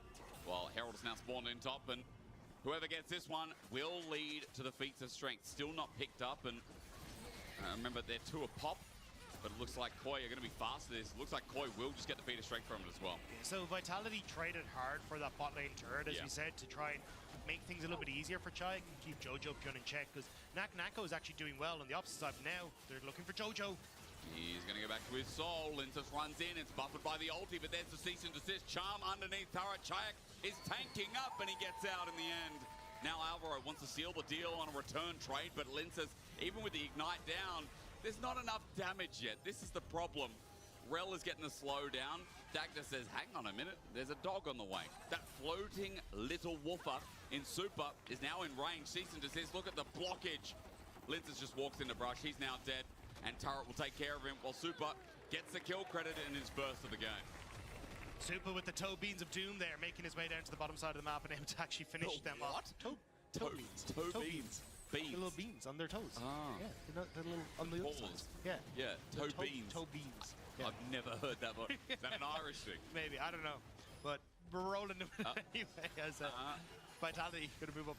What? El Yoya just popped his Seeker's Armor Guard by accident in front of Dragon. I love our observer just disappeared from that as soon as he saw it, by the way. No, it's you see something you're not supposed to immediately just move the camera away. We don't want to embarrass him, but it is at least a nice Dragon take here for Yoya because this could have potentially been third Dragon for Vitality, but again, investing that play onto the bottom side, they don't get a chance.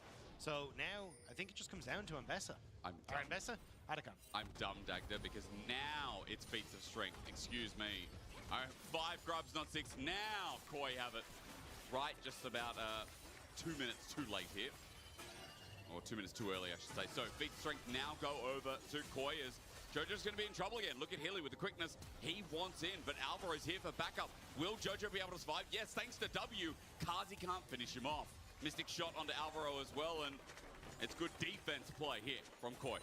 Yeah, Jojo will be able to get back, but he's going to be in a little bit of a hurt spot. Doesn't have the TP to get back onto the map, so Naknako going to push him bot. I think Chayak might be a little late to the top. So actually, no, Mirwan's going to reset as well. So I think it's just going to be a case of getting these waves in order and then trying to look for the Adakan taking about 2 minutes.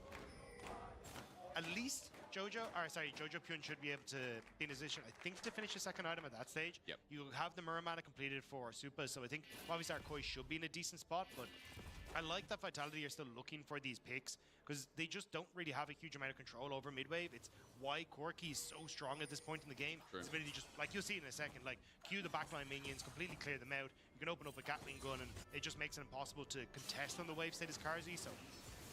Oh, Jojo, great nice dodge. feet. Yeah, his feet are looking good here, Dagda, as he looks for a little bit more damage, actually hitting everything onto Chayak, and now Alvaro's there. A quickness out, or rather, quick feet with the flash in the end. Chayak's out, but that turret might drop because of it. It 100% will, and not a huge amount invested either. Alvaro went for the ultimate, because if you get that kill, that just sets you up for the Adakan take, but they're going to be happy out. Hilly now taking some damage off Supa. He used W, he has no flash available, but Supa's scared to chase. He's deep in enemy territory here. Koi are going to help get the red buff, though, in the end. And Yoya is, they're not stopping here. Herald in hand. Koi really taking advantage of one simple play. Yeah, and there's nothing that you can really do here as Vitality. They're going to be trying to defend, but... Ow! Naknako only on reset. Mirwan going to try and interrupt. Gets that interrupt on the bottom side. So this is still a 4v4, and Hilly's so low. Supa just wants a phosphorus bomb to take him down. Corki, one of the champions with the best Trinity Force power spikes in the game, really.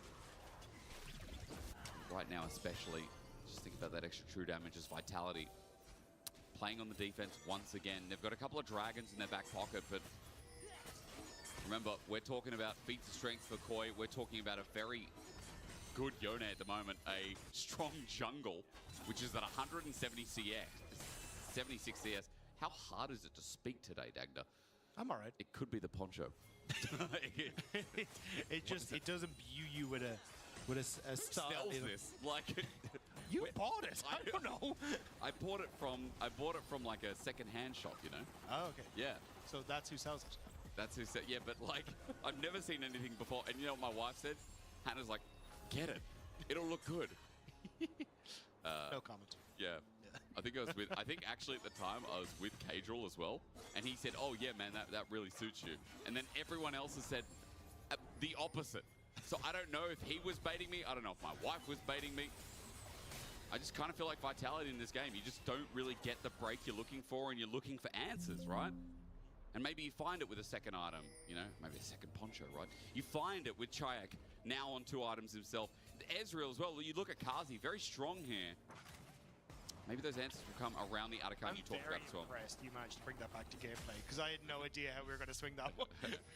that's why I get paid. But Vitality trying to swing up towards this top side, but Movistar Koi with them now.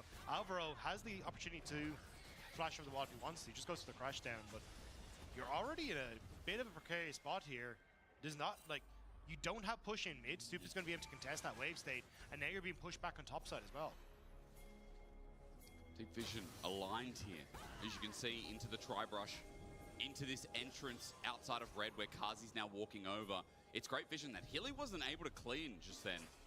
So for Vitality, full information gathered, given over to Koi, as resets also came through in that time frame. Zonya's picked up by El Yoya. I'm looking at a 2-item Jojo Pyun as well. I'm seeing across the board, a lot of damage has just been picked up. Ready for these next couple of minutes. Yeah, I think it's...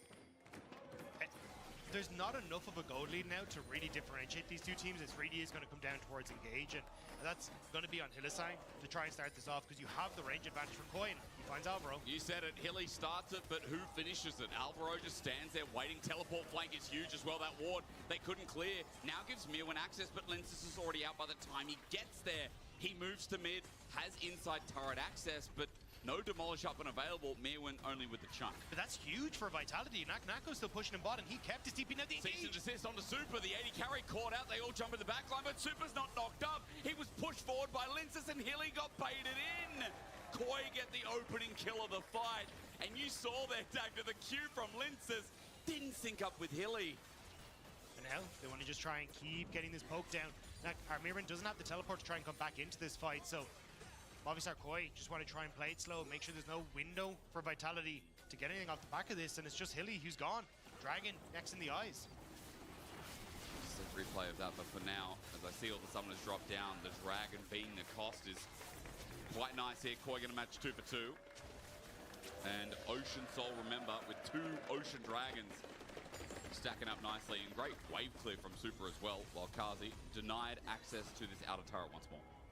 Yeah, this is, again, Super is so good at clearing out these waves, so not able to really do anything. The wave is pushed in by Chaik in that top side, though, so Vitality's setting up towards this Atakan area, and Movistar Koi will have to face check this, which is not ideal into things like a Charm or into Linsis as well, but without the ultimates, it's way less threatening. Close Kazi. Arcane shift away just in time. Jojo is seeking that angle. What kind of road do they want to build this time around as Vitality playing River? It's about Hilly's angle, you're right. I don't think he was spotted because of the control ward, so Linsis is in behind Super. Ultimate is just a few seconds away. Control ward down, he's not spotted. True Shot Barrage pokes Jojo. Koi are stepping up through this mid wave. Linsis with the all-time flank. It could change the game. But they don't know where Movistar Koi is. Jojo Pyun now moving up towards the top side. They'll have vision that he's gone, but do you feel come to the dive, Super? Under turret, he's there. He's early, but doesn't matter. The perfect execution makes a public version right down for the shutdown. Now numbers advantage is big as it pays off, and Alvaro's ulti on the return puts them in trouble. I'm looking at Koi now because they're in this choke in a very bad spot as Hilly gets a knockup, gives the kill over. Mirwin the tank wants something, and he gets a flip, granted. But what can El Yoya do? At half HP, Vitality run away, but 2 members dead, and the Baron sitting there with Atakan as an option. I think the Baron is the wrong call here. I think you do Atakan, and then you look for the reset, but they're scared. They don't feel like they can do this quick enough. 10 seconds on Super. Movistar Koi end up pushing them away. Karzi just going to look to interrupt the resets. That was a great flank from Linsis, but nearly end up dicey on the outro. We get to see it again here, because this is wonderful. Like, again, use of control wards, fantastic.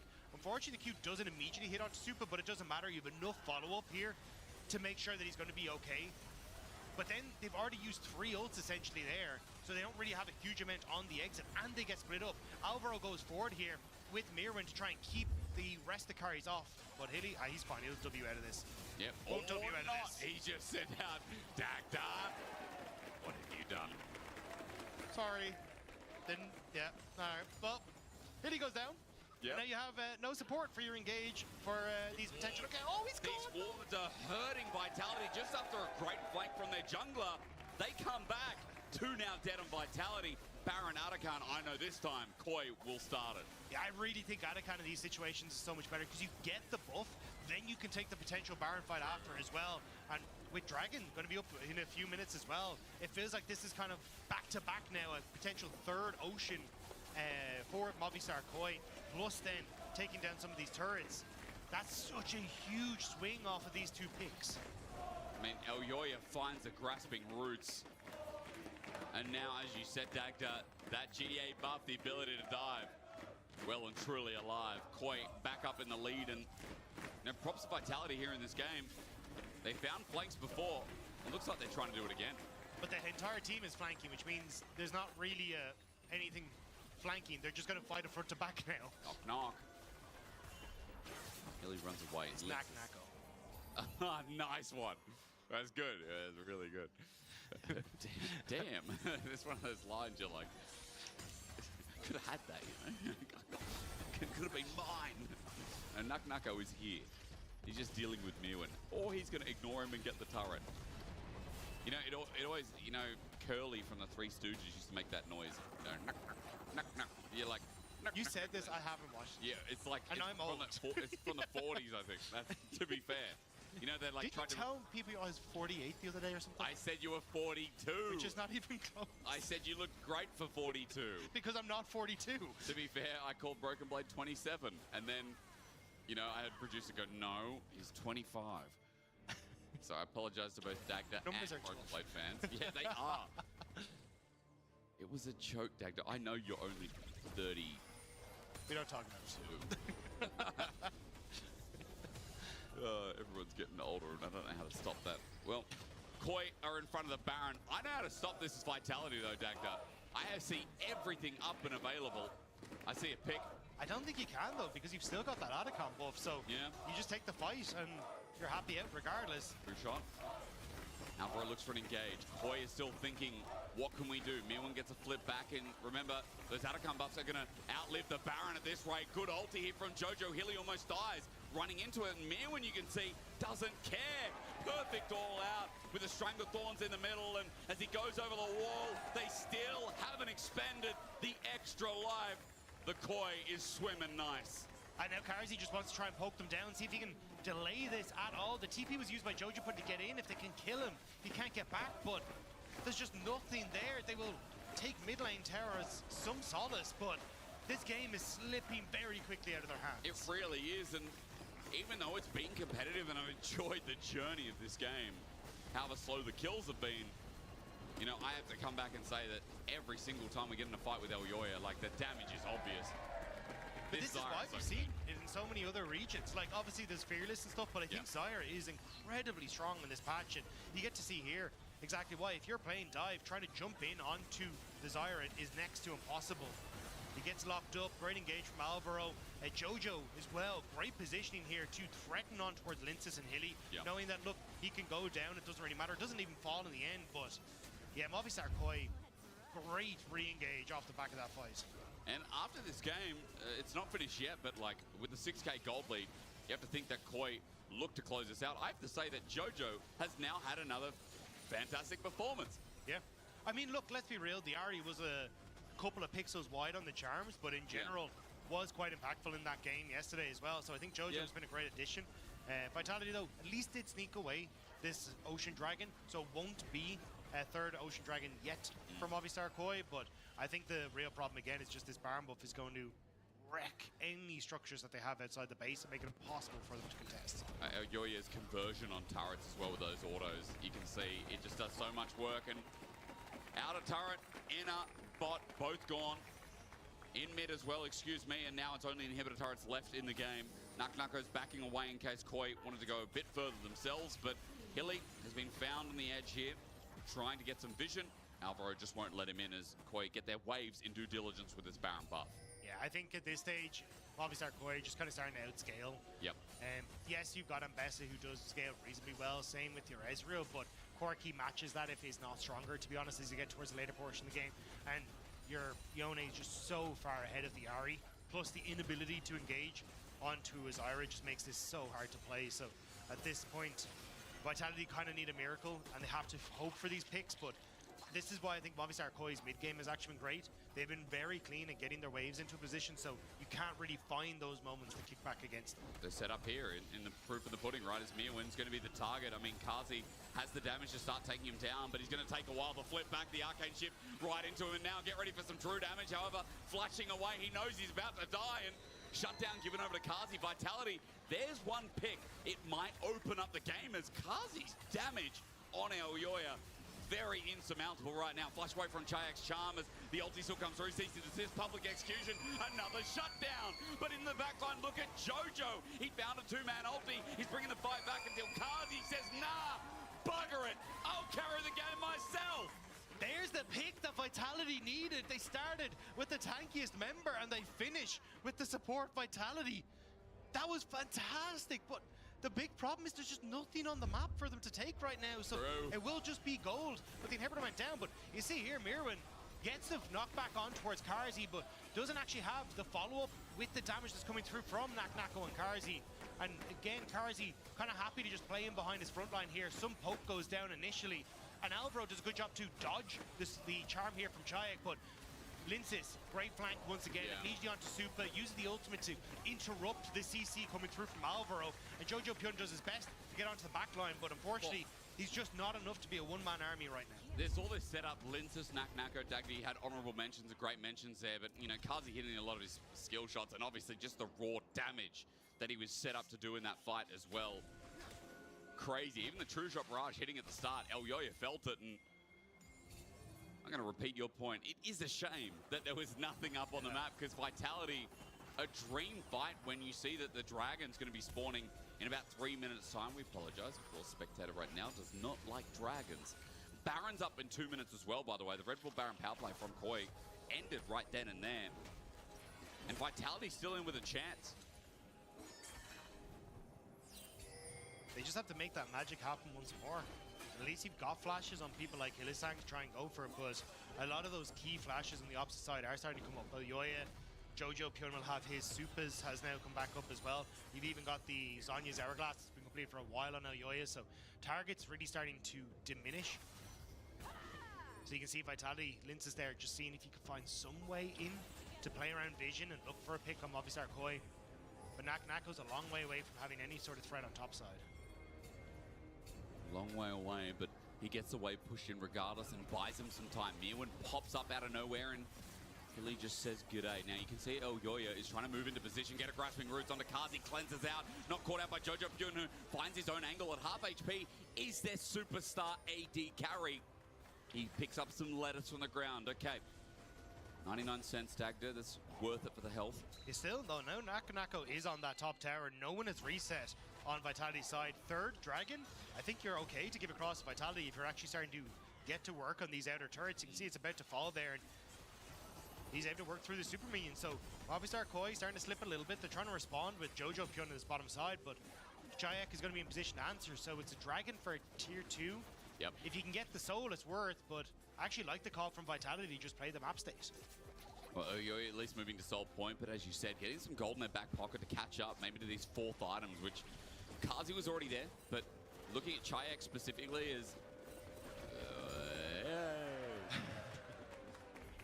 As I'll also note, third item for this very bruisery fight, with Unending Despair picked up second. Also going to be worth it. 4 items on Naknako as well. I think the question now is what happens at a potential Baron fight, because you got supers pushing in the top side, so someone will always have to deal with that on Vitality's side, which means that it's a bit easier for Movistar Koi to threaten the likes of that mid inhibitor if Vitality overextends the top side. Hilly once more, just trying to pincer here. Linces again, I think he's just snuck around the vision once more. He's in the back line. Celestial opposition taken care of. You mentioned Linces. He's going to be spotted here. Yeah, he's got it. They've got to catch onto this a second time, right? Surely. But it is just drawing Movistar Koi back away from these kind of dangerous areas, like getting vision set up in this top side, being able to contest on mid-wave. Super creeps are going to do their work in the top end, though, and again, someone does need to deal with that on Vitality, or else they have to look for the engage. There is some good poke onto Super, so it might set up an angle here as Linces once again trying to get back behind, but now he walks away. Charm doesn't connect, and I'm waiting for something big to start from the likes of Alvaro, who's got his flash available as well, mind you, but one thing is Dagger as the flip comes in. Chayek ulties out. Fate Seal though catches the superhero 80 carry. He's almost dead until Super comes in and shuts him down. There's another kill onto Chayek, and that's what they needed to get back into the position they're in. I cannot believe Jojo managed to catch both of the carries for Vitality. The words were on the tip of my tongue to say, it's so mobile, there's no way you can hit them, but Movistar Koi find a way, and how can Linces answer? Oh, he's trying onto Super again. Public Execution gets into the back line, and Naknaka's doing work. Super flashes away, though, but they've run out of their damage. Their 2 carries are down, and Koi, with their import mid laner, with the NA Superstar, the youngest LCS champion, are about to win their second game of the LEC Winter Split. As Jojo under turret cares not, and with that turret dropping down as well, Koi move on to the last. Linces left standing, but for how much longer? The ace comes through, and Koi take down the B, secure the honey for week 1, and move to 2 wins. That is some very happy folks from Movistar Koi. That was a fantastic game.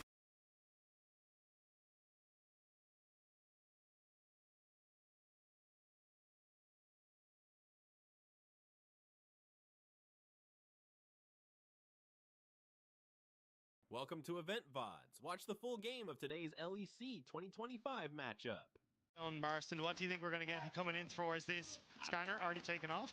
And, Rumble gone as well. But yeah, look, I think there's been a very clear game plan that has been there for SK Gaming, which is revolved around this Jay Sin Zhao Galio. The Galio just hasn't really been it from Reeker. Yeah. They keep kind of sticking him in a side lane, but haven't really been able to enable fights where you're getting value off of the side lane pressure the Galio has into an ultimate. So I think at this stage, just trying to find something different, mix it up a little bit. Even if you stick on something that's a bit more of a carry, at least then you're getting those resources side lane for a potential fight, but it just hasn't really synced for SK in a lot of these scenarios. Yeah, it's not like they've got a different formula. I know it's only been 2 games, but like again, you know, 2 games on the Jace, 2 games on the Galio you talked about, the Xin Zhao as well. It seems like SK have been following their version of the book. However, we want to see something different here as Varus is banned away, and on the blue side you don't normally see that, but Maokai is a response. But do G2 prioritize something like the Ash Dagger? Corki, I know you love Corki. Victor. Victor. Okay, locked in. Yeah, very, very strong pick, but Just gonna follow the book. The book is apparently giving life here, because that's all they really want to do. It looks like it will just be the Jace immediately. If they don't swap to something else now, I'm going to be a little sad. There we go. Okay, yeah. Corki is nice. But it definitely feels like, again, they've realized that they've been very reliant on these 3 champions. So Yeah. we'll have to see if they are going to mix it up a little bit, but maybe, maybe not. Is it just going to be Hubbard every time? You're just thinking about it. You're like, hang on a minute. Are they just going to rinse and repeat for Isma? Skirmishing Jungle is a big question. Remember, EU has looked very intensely at things like the Sejuani as well, as a side note. Where other regions are looking at it. It's a Italy. Okay. Somebody's been watching some Asian League legends. But I think if you take the Renekton away here for Broken Blade, you're perfectly fine as a blindable top laner there. And then you're kind of wanting here as the Nidalee as to what you're going to do. Skewmod just hovering because he was the new one trick back in the day. But yeah, I mean, I think, Draven would be nice here because it definitely gives you a lot of threat on that bottom side. And then, yeah, I think you just take away the setup for the Nidalee. Now, first Draven coming through. Side note, you know, talking to a lot of people about how this pick hasn't been seen. We've seen early lane dominance. We've seen early skirmishing. But dangerous when there's a lot of tanks in the game at the moment. And that's the biggest problem, is that when you have tanks, Draven is not going to have a fun time. So if you end up in a situation where Gen X starts to pivot in towards things like a potential Cassante pick up here or something along these lines, I think that's where it's dangerous. But you've already got the Nidalee. And I think that's what is the good read here from G2. You're not really want to go Cassante Nidalee for a setup. You're going to want to take something like the Renekton. So it's not going to be that big beefcake in the top side. And then it's only the support you really have to cut down, unless Reeker wants to go towards something a bit tankier in the mid lane. But I really don't see that one happening. I mean, there's melee anyway. You talked about it, right? So I love that you bring up the specific circumstances to which this Draven has been picked, which for G2, as you were saying, leads to a good read and good vibes by the look of it from G2 as well. Now let's see how the pieces put together, because we've got Nidalee, we've got Yone, we've got our melee pairings, but what does it look like here on the other side when you already see something like the Draven? Engage needs to go, right, with the Draven? Yeah, I agree. I think there's different ways that can look, though. So there is always an opportunity to go for something that's, say, the best in the top side, because that public execution still counts as enough CC to set you up. Yep. And you do have the opportunity to go for something like a Cassante and be that front line for it, but I'm curious as to what the game plan is here for Gen X, because I think that's going to tell a lot of what Broken Blade's going to want to go towards. They're already banning top laners like the Renekton we already highlighted, things that can set up for this Nidalee. But if Broken Blade just ends up kind of taking it easy, you play heavily for bot side, I think you're fine here as G2. Very true. I mean, I want to say that, you know, for G2 as well, with that Cassante still being open, could be an option that SK take away so that there's not something neutralizing up there. I like that you mentioned the Ambessa already. When Renekton's taken off Ambessa, the rest of the matchup's kind of chill. Yeah, and I don't think SK are eyeing up something like the Jace, especially because they went with an R-ban. Jace traditionally does well into the Jace, so they're almost trying to base Broken Blade into a Jace pick, but I don't really know if that's what you want either, because even if Broken Blade does go for the Jace, you can go with that tank style and still provide at least a little bit of the front line for the Draven, but also just really cause issues for a lot of your matchups in the top side. So honestly, I think G2, this Draven pick was just a really good read of what SK wanted to go into. Now, what does Brong show, Dagda? What does that really get you thinking about here? I think Rel probably just goes over Yeah, race. yeah. I think that's what Loopy will be trying to eye up here. Great engage, great setup. But there's Alistar's Xante, still... okay? I was going to say, if they pick Rel there, I mean, Alistar is still an option available. I think you can just go for the Rel and the Jace here if you want to. Play that tank Jace into the top side. Just look to play for turret plates because you're not going to end up with a huge amount of the pressure on the opposite end. But I think, yeah, the only thing that you'd be worried about with the Rel is Alistar is open, but I think Rel is just too strong at the minute. And we've seen how even the Alistar in a good place makes it really tough. This also was a great... I wasn't sure if they're going to go for it. I thought they might put in the support role because there's a lot of dashes that you want to try and go for. And SK do need some sort of engage. So, again, I think G2 have absolutely smurfed this draft. Yeah, I mean, I'm starting to agree with you as well. Loopy needs engage. There needs to be something that solidifies this comp together. Dagda, there's a couple of elements here for SK that need to work and sync up nicely, right? So, the problem is, when you're playing as Italy, the things you want are good setup from your lanes and lane power. Yone doesn't really offer that into the Victor. You don't really get that in the Poppy versus K'Sante matchup either, because Poppy's level 1 is so strong. So it becomes really difficult to actually try and operate through your solo lanes into an Italy invades and getting into the face of the enemy jungler. And then you don't really have great setup apart from bot side. So I think this is going to be a difficult game for us. But I was going to say, your setup into bot is against a Draven Rel as well. So unless you kind of punish that lane with some really good pathing. I mean, again, for SK, let's see how they go. Isma's got a big task ahead of him. The Nidalee debut in the LEC in our second last game of the first week. G2 are 0-2. SK as well. The difference is that G2, as I've been told by our stats team, have never started a split like this, have never been 0-2 at the start of a split. If they go down 0-3, you will hear the words out of my mouth that are G2 are the worst team of the LEC winter so far. I will say it, Dagda. I will disagree with you. They are the worst team on paper. We'll get the big red arrow for the thumbnail and then a little speaky box that says it for you, but I just don't agree with that at all. And look, Dagda, there's something I've always wanted to use that I will be allowed. Is it the time when they're invading? It will be, because it will be on fire, Dagda. But nothing happens because of it. Labrov just dismounts, but I will be allowed to use that, won't I? Yeah, at some stage. I love that. You said yes. You are my leader. If Let's talk to producers. If Dagda says I can do something, I can do anything. He says tings. I like that. What? Yeah, that. Instead of things, you say tings. It's very cool. It's hard to ever be, upset with an Irishman, Because of the funny words we say? No, you're not always funny words. You guys are just so happy. Depends on which one you get, to be honest. A few grumpy lads there, I'm not going to lie, but SK going to make Schemont a little bit grumpy as Isma immediately goes for the invade onto this bottom side. I think it's a good shout. Try and split the map and again separate Schemont from this bottom half of the map. Loopy now going to put pressure on the cops and early. Summer Spell would be sick, but Caps just accepts it. Zenplay doesn't care. Aftershock doesn't connect, but Gatling Gun does. This is also a really weird opening from SK. They've set up Rahel on the mid-wave. They've sent Rieker to the side lane to just end up operating in towards the Poppy to avoid Genax on the play. And now you've actually just got the Sansama lane into the K'Sante. So not exactly the setup we were expecting for, but again, it does mean you end up with your lack of priority. But with already sealing away at least some of the camps, Isma can try and push Skewman off of this bot side of the map. I wonder if it gives you any opportunity here, Dagda, to set up on caps, maybe a dive, or at least using that poke and range that comes with Phosphorus Bomb, Leona engage, and then the Nidalee. Maybe an advantage if SK can find something. I just think you've made your life more difficult, to be honest. Really? Like, Rieker doesn't have a good time against the Poppy because immediately you get the push and steadfast presence, so you actually can't trade effectively with your Q, right? True. Or your Q3, I should say. And then you've also now got your top laner who's in a 2v1 lane. And sure, Caps is in a 1v2, but he's got range and a very short lane, so you can't punish in the 1v2 as effectively as you would in the longer range or longer lane that you get on that bottom side. So you're going to already look. You're starting to see like Poppy open up with a nice gold lead. The Victor is still perfectly fine.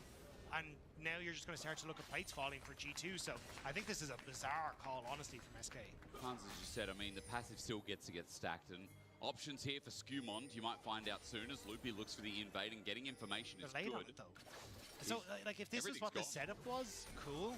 But you needed Isma to kind of forego Raptors and immediately go for that invade so you can try and catch Skumon. But you'd already forced them out onto that top side. So chances are a lot of his top side camps had already been taken. So you're not really able to make a play there. It's exactly what I was talking about. The interaction with Grasp of the Undying, Rika just gets slapped a little bit and Broken Blade continues. I know you see gold there, ladies and gentlemen. He's not in that standard lane, but he is keeping up with CS here, and Broken Blade just going to keep getting tankier.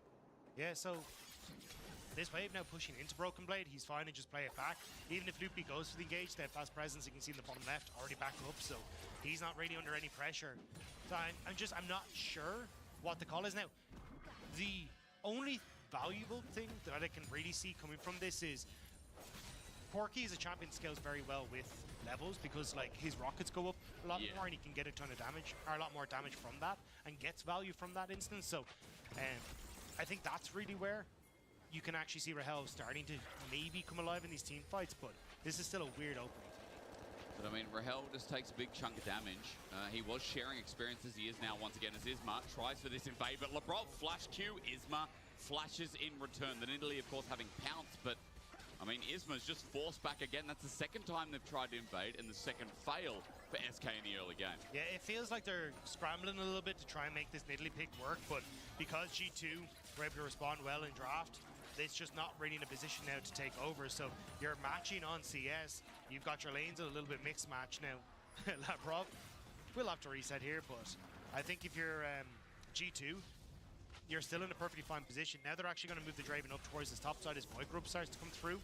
SK will be in a position to match pretty convincingly because Rahel is consistently having push in the mid against Caps thanks to the 1v2, but I don't know if they're really strong enough to fight.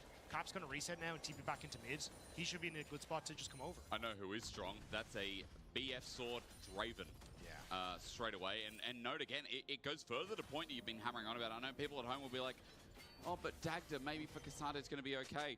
The Draven got 2 turret plates 3 minutes into the game, 4 minutes into the game. So Hans Summer, look at his stacks, 154. That BF Sword early with Draven Q. Yeah, and here's what it's actually resulting in, is level 6 versus nothing on the opposite side. And then, as you were saying, you're starting to open up this gold lead here, this gold lead here. So this hasn't worked out at all for SK. Like, the advantages in the solo laners are there, so they can't contest the Void Grubs. G2 already with a good rotation now. You just end up with Rahel matching into Hans Sama while being down on items because he hasn't got a good reset off and had to start with tiers. So it's been really, really weird. Might get to prove it a little bit here as Xenoblade taken over. Rika does actually get level 6 now. Labrov is the target. They want something, but Shattering Strike delays the engage onto Skumon. Shield of Daybreak, a Javelin toss, Fate sealed. Rika doesn't connect. Its flashes burn, but as Xenoblade a follow-up. SK are getting something from this play, and it will be Labrov in the end who sacrifices his life so Skumon lives. Oh no! The Javelin toss hits him in the booty. Caps didn't move. It was actually the full rotation from SK to get into position. Now Hans Sama, he's going to fall underneath this tower as well. Broken Blade has no TP to get here. Ooh. Neither does Caps. These would be stacks tonight. This will be a big kill. Hans Sama needs to get something in return. He flashes, but under turret, Isma's got his name. 3 kills, Dagda, and all of a sudden that early lead, that early mishap, the lane allocation, all of it out the window because Isma is fed. Yeah, SK took a real running start at that Void Grubs and we're like, look, we need to make this happen. The objective goes across, but thankfully getting kills back on towards Isma. He's now at 3 kills. You can see here, Caps not in a position to really come across, and the Brawl, because he took that big chunk damage, can't really engage. So this is a 4v3 that ends up splitting off into Rahel doing good damage onto Hans Sama, and the other 3 members of SK picking off everyone on G2. It's a bit of a disaster for, well, 0-3 for G2. Do not want to go 0-3. Yeah, it really is. And you know, that play puts SK in a 1k gold lead. That play puts a 1k gold lead on the Nidalee with the haunting guys and fated ashes. So let's just forget everything else that happened. I do think, though, if those kills had actually gone over towards Rika, I would be like, okay, this is blown open for SK. Yeah, okay. The Nidalee is still going to be strong, don't get me wrong, but again, you can already see they're struggling to really find avenues to play through the Nidalee. Like, they're not going for invades, they're not finding windows to really shut down Scumon. So I think Isma needs to start getting creative and working with Loopy to find some of these picks where you can use now all that extra gold that's been on towards Isma. But they're still struggling for levels a little bit, so and also you can see the gold leads on the solo laners. Yeah. So I think again, it's nice for SK, not quite out of the woods yet. Important context. I'll hold on to that here. Is Scumon is actually on a ward, by the way, or at least that just expired. So knows that Dragon has started here. Control ward in front, going to make sure there's no other vision tagging him as his duration in this Dragon. But look at the minimap. Look at the minimap. SK are channeling down in a conga line all the way to just steal this from their hands. Javelin toss connects and G2 are angling themselves. You see Broken Blade ready to send out the Keeper's Verdict, get a disengage. At 1.5, it's going to be a Dragon Steal for Isma, but he has to get nearby. Teleport bringing in as well, but the Smite already gone down. The Fate Seal, though, connects perfectly. Scumon in a lot of trouble, but against the wall, Broken Blade denies it being clean. Isma gets a kill once again, but Rika is slapped around by Broken Blade. SK were a little late on the play, so they had the TP advantage on Gen X. They knew Hans Sama was top, which is why the call was to contest, but Rika doesn't come across quick enough. The engage is desynced, and they actually gave enough time for Hans Sama kind of just walk down to nearly be in position for that fight, so they can't actually go for any sort of follow-up as Gen X TP's down. So it's a 1-for-1. Dragon goes to G2 and the TPs. Yeah. You'll see it here, right? The TP is a good call, but look where Hans Sama is. He's just waltzed his way down from topside. Now actually a factor in the fight if it breaks off. And Broken Blade's able to flash out of the pit, so they just trade 1-for-1, and G2 respond correctly by just moving out of the pit. And Captain Caps picked up the kill as well. Blackfire Torch also comes in with that as well. 500 gold lead for him individually. I will say Isma Leandris is picked up, so more gold on this guy, who's now 1,500 over his jungle opponent. SK holding the lead in the early game. They did start with First Blood, remember, but they do not have the feats of strength right in their back pocket. In fact, 2 out of 3 of those for the objectives has now been picked up by G2. Now there could be the potential of going towards the third as the next round of Void Grubs is about to spawn. G2 not really in a position to match this. Rika has already started roaming. That's why you've seen a lot of those question mark things as to where this Yone is on the map, but SK can push in mid, will rotate over, and I think G2 just going to give it up. Maybe look for a bit of a play on bot side. As you can see, Lebrov cheating down towards that side to protect Caps. Well, it's just given up for Grubs in the meantime, as you said, to protect Caps so they can get in and use some of these Grubs' power. Rika's just going to take a bit of damage under turret, but at least he's able to step up and clear the wave, thin it out a little bit so that this can't go much further. Yeah, just looking for plates. Hans Sama in a lot of trouble though. Spear. He's stepped up for that. Yeah, not going to connect. Seeing if Hans Sama was a bit to dodge backwards, but again, Corki soloing a 1v1. That shred from the Gatling gun makes it so difficult to trade against them. And Rahel using that to full effect. And now you've got SK back down onto this bottom side, so G2 won't be able to contest for that low health turret. Sage is going to take it back nice and easy. Just waiting for this next breakout because Dragon's not up for a while, Grub's not up for a while. It is nice when you talk in the early game because sometimes there's no objectives stacked up. It's rare. But imagine having no objectives on the map. I'm telling you, we need another buff. Let's put in a green buff. Yeah. Atakan's twin brother for, what is it, like 7 minutes in the game? Yeah.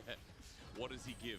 A little GA, only a minute this time as Gen Axe turret dive is going to kick us off. Scumon is not in yet, the all-out use, and Broken Blade didn't even tag him up until now. Oh, that was delicious. Well, orchestrated by G2 there. Isma now on this top side. I don't think there's very much they can do. Degustation menu, Dagger, what do you think? What's the second course coming up here? Keeper's Verdict, it's swinging, and it's a perfect shot. Putt-putt hole in one. SK are not getting value from these teleports. They keep trying to match G2, but they're already behind the place. G2 get what they want. And then you end up burning some of these summoner spells as well, which means I wouldn't be surprised to see G2 with like a minute and a half when the next dragon spawns. They can overload topside for the turret, immediately have a double TP in towards a fight as well. SK, they're just being run around. Hans Sama taking a bit of poke damage, and although we keep saying, you know, good things about G2 deflecting some of the plays, this Corki might be going back for Trinity Force. Lebrov stopping that back as I talk about it. I'm curious when our observers go towards bot, what that bot turret is looking like right now with the range matchup, especially with Blackfire Torch. from Caps as well, Dagda. I mean, very good at poking out this Cassante despite his Iceborne. Man, he has 1.4k gold lead. Like, this man is huge on the Victor right now. And it's like, it looks more even in the game because Isma has a bunch of that gold lead, but it is not even when you look at Victor damage versus Nidalee damage in a team fight. So I think G2 going to be leaning heavily in towards these team fights over the next, well, 45 seconds.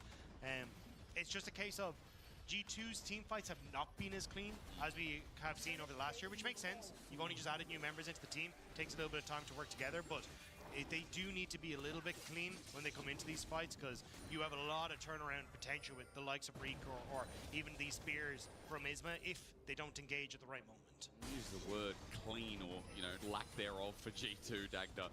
Yesterday, it was only yesterday, their Atakan throw, 6k gold lead. I want to remind our audience at home that, you know, this is not the G2 that can close out games and, I don't know, clean out opponents. I think look, they are still getting to grips with the new roster. They are. And I think saying they are the worst team in LEC, for example, Mr. Hysterics. Zenith Blade, it catches up. Actually, Broken Blade might be dead. He flashes away, but he's going to get ranged here. A flash to match the auto, and down he goes with the turret, which leads them into the feats of strength. Okay, that was a great pick from SK. That's exactly what you want to do. They don't go towards the Dragon knowing that they don't have that TP advantage we talked about in Reekers. Instead, they're just going to look for plays elsewhere. Pick Nerdy clearing out that top tower will come with the next wave, so nicely done by SK. Kind of getting one back here against G2. I might be a bit silly. I think Feat of Strength actually picked up by G2 Dagda. I saw it on the little overlay there that I believe its bottom outer turret actually fell before mid. Yeah, so they got first tower and they got the 3 grubs plus 2 dragons. 2 dragons, there we go. Yeah. Thank you. At least we got that little overlay there because I was like, wait, mid went down with it. SK big. But look, this is why I think the overreactions to G2 are they're overreactions. Like this is still a team that once they come to grips with how the team wants to function, whose role is what in the team, they will bounce back. It's just, hey, you've got 2 new members, a change in how your team operates, learning how, especially Skumon and Labrov to work together. Yeah. It changes an entire team dynamic. And you're exactly right. I mean, even with the old roster last year, what was it, summer, when they started deflating a little bit as well? But then, oh no, they just win more championships. So, let's see. I mean, again, you know, because it's got to be clickbait, Dagda. So, if they don't win this game, I mean, 0-3 will be the worst start G2 have ever had. Yeah, I think it's either that or this Victor did was in this game, because Caps is very close to popping off if you make one mistake. And Labrov is trying to see if he can catch Loopy and Isma as they are a little bit out of position, but just trying to contest on this mid wave as you do have Rift Herald spawning in just a couple of seconds. BT picked up by Han Sama, by the way, so he's got a little more flexibility in this fight, or rather a bit more shielding to help him play aggressive. As Titanic also picked up by Skumon. Looking on the other side, Isman now has a Seeker's Armor Guard. His ability to pounce and hold has just begun as SK sitting around mid on a ward. Broken Blade wants an angle, and you can see Genax is not willing to give up that bot wave that's crashing in. It's a small window here for G2 to help get that mid push and have a numbers advantage for now. Yeah, still, Corki can clear out these waves very, very quickly. So shouldn't be too much of an issue to actually get in position to contest. But G2, I was about to say, need to start this up because they want to get that TP bird from Genax, and at least if they're going to have to fight the 5v5, get something early.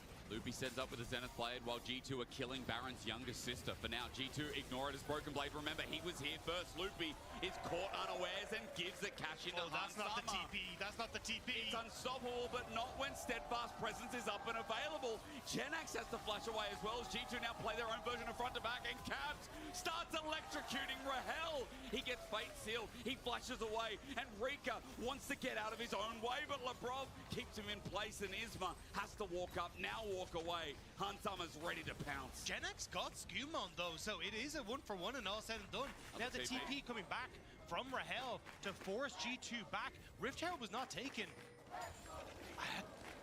G2 still have the TP for Caps and Broken Blade.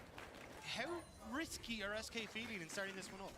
Isma low on mana, but he's in the river.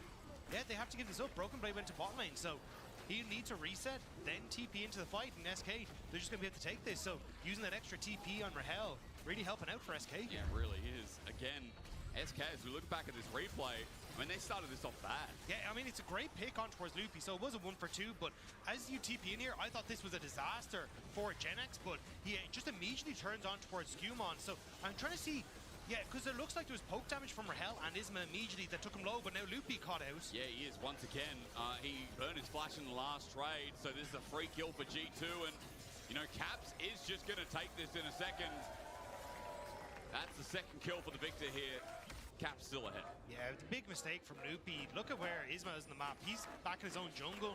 No one was in it anywhere to follow up with him. Yeah. And you don't even have a position on the map to try and throw down the Rift Herald and trade for you being overextended there. So Loopy just getting caught for nothing, and now G2 should be able to get this topside turret off the back of it.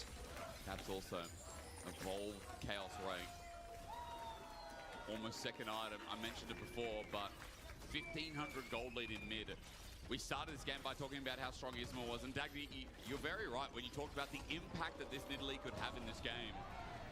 Even at the end of the laning phase, even through some of the skirmishes, yes, there's big damage, but if they don't take care of Caps, or, mind you, Hans Summer's Draven, you can see that, like, this burst damage, those carries can't survive. Need it to land on a high priority target. Yeah, If it hits onto Hans Summer or Caps at the start of a fight, fantastic. SK are cheering because they may have just won the team fight off of a single spear, but if you don't end up with that, it becomes very difficult to try and sneak one past Broken Blade or even an ulted Skewmond or even a potential engage from Labrov. So this is where SK need to try and play this a little slow, wait for Isma in the hopes he can land one of those Miracle Spears. They've summoned the Rift Herald, by the way, as well, just to add a bit of priority in that bot side. Teleport being used by Caps just to get a bit closer, set up for this fight. Loopy again is the first target. He's the front line, but Broken Blade gets knocked back. Rika, though, a two-man is perfect, but Caps walks it out. Genax all out, but now he's squishy, and he's without the rest of SK. He sacrifices his life, but gives a shutdown, or rather a catch in, and a dragon. I thought SK were going to finish it, Dagda, but Isma walked it away, and SK just didn't want to stay. It was a great ultimate from Rika. Now going to see if he can get on towards Broken Blade, but he's just too tanky. And the problem was, Rika, the ultimate was class. Fantastic. Yeah. But Loopy missed the Solar Flare in the follow-up, which meant that they couldn't really stay in the fight to finish off those low-health members. So G2 ended up taking the fight, and now getting so much more. Flash shove against the wall. Caps with a storm for Rika. A double kill over to the mid lane legends. And let me tell you one thing, if Caps is fed, you can smile as a G2 fan. But look at it here. So the engage from Rika comes through, and it's great. Loopy, weird position on this top side. And then Rika managed to catch Skewmon and Caps, which is perfect. But Solar Flare goes wide. It's misplayed. Like, they don't time it with each other. And then Genax has already gone into the back line, but there's no one actually CC for him to try and take care of.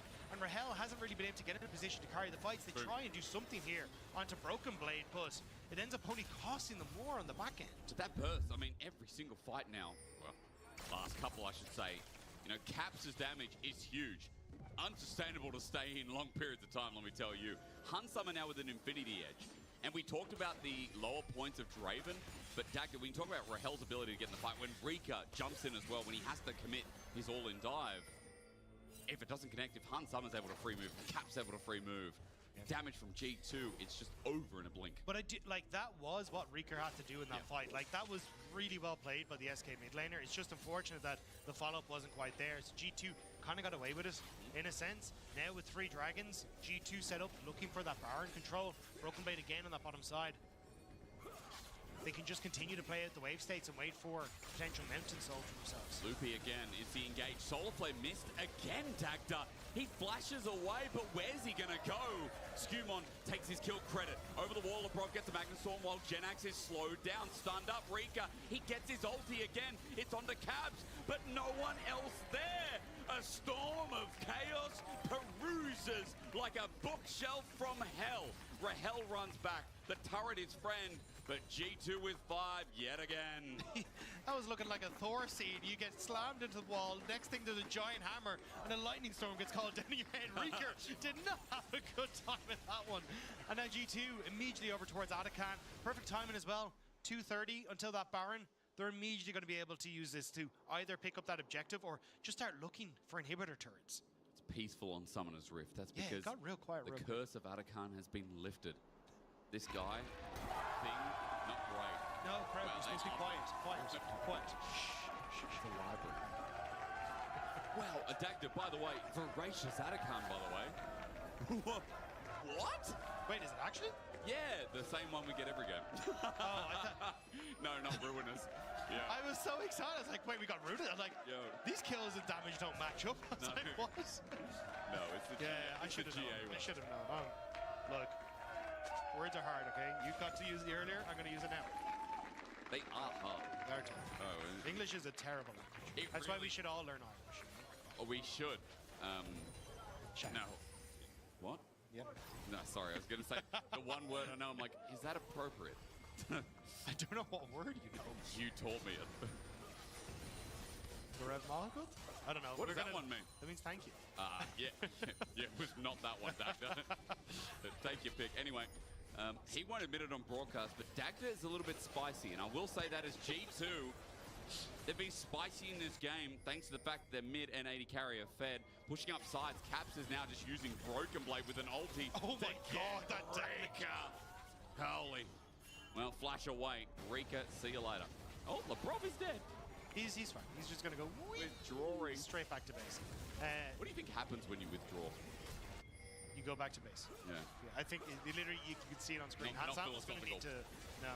No, but I mean, like, you know, like in life, Rika is about to die if he stays there. Good thing he dodged away. They do lose the tier 2 mid, though. I just would like to point out. So, CJ, that's where you go. That's, yeah, And, yeah. but the tower doesn't have false life, so but- it's not going to go back to base. No. It's So what happens just to the gone. turret when it dies? I don't think it has a soul, but I don't know if we're going that deep Can't into say it. that. How do you know? You telling me It wasn't buildings in the don't matter? it wasn't in the patch notes, so that's all I have to go off of. Small text, Yeah. buildings have souls. Cap still with a GA, yeah, he can do this. He doesn't care.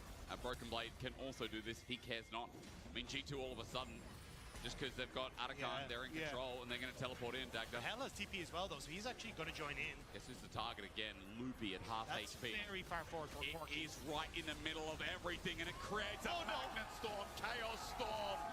SK are unborn. A double over to Caps as it holds the rip. Hot damn, that's some electricity as Rika gives over the first pentakill of LEC 2025. Feel Caps' storm scorn on the bottom lane as G2 will pick up a magnificent pentakill for the man himself in the mid lane. 10-0 and 4. All of a sudden, we celebrate him more. Man, this guy's good. 5.5K in G2. Sick of being 0-2, Dagda, I think we can say. SK feeling the brunt and the weight of G2 Fury as they move over, not only off of a Mountain Soul, but now to pick up a Baron buff for themselves as well. It was already an uphill battle. Now it's just an avalanche that's taking SK with them, and this TP was way too far forward. You can already see massive amount of pings from Caps immediately onto that area. The CC, the storm is immediately getting wider thanks to the extra kills, and it takes up the entire lane. Reeker knows he's done for, does what he can. But there was just nothing you You could see do. those Cho'Gaths with like 10K stacks or something taking up the whole Yeah. of Summoner's Rift. Yeah, Victor picking up all 5, and as we said, first Penta Dagda. It's only week 1. Nice to see. G2, the question is now, are they back? I mean, fantastic stuff, but it is just one game. I think, again, this is kind of what we expected. Eventually, G2, we're just going to find the rhythm, and hopefully this is the start of seeing them return towards that top of the standings. But week 1 is nothing to really start to worry about as G2 now start to move in towards that top side tower. Broken Blade going to continue his push in mid, and SK kind of scratching their heads as to how they're supposed to stop it. They really can't. Lebrov zoning's big. SK are a 5-man group now looking for an angle to find a pick, but they'll get nothing of the sort. G2 with an Inatara top, that's now down. Broken Blade is using Baron to push in mid, and he's drawn the attention of 2 people. That opens up windows here. G2 getting engaged on. Rika thinks better of it. The next wave start crashing in. There's very little they can do. You can see SK running back towards their Nexus turrets, but I don't think they're really going to keep themselves either. Skimon just poking with the wind becomes lightning, threatening and engage. But G2, they got what they came for, and mid lane's next in the cards. Caps get a double penta. That's what we wait for. I mean, this Victor's capable of it. As SK look, they're going to get slowed down, and here he comes again. Loopy flashes away, doesn't want to get gravity field. Magnet Storm is beautiful. Let's just do it again, Dagda. But this time it's hard to get the double kill, but hell, you you still see that Chaos Storm owning the Rift. Genax moves to the fountain, but G2 in 28 minutes say enough is enough. Ending week 1 with a win. We see this roster pull it all together to end out their debut. Turns out if you give Caps the most broken mid laner on the patch, he's going to do absolute wonders with it. G2 pick up their first win of 2025.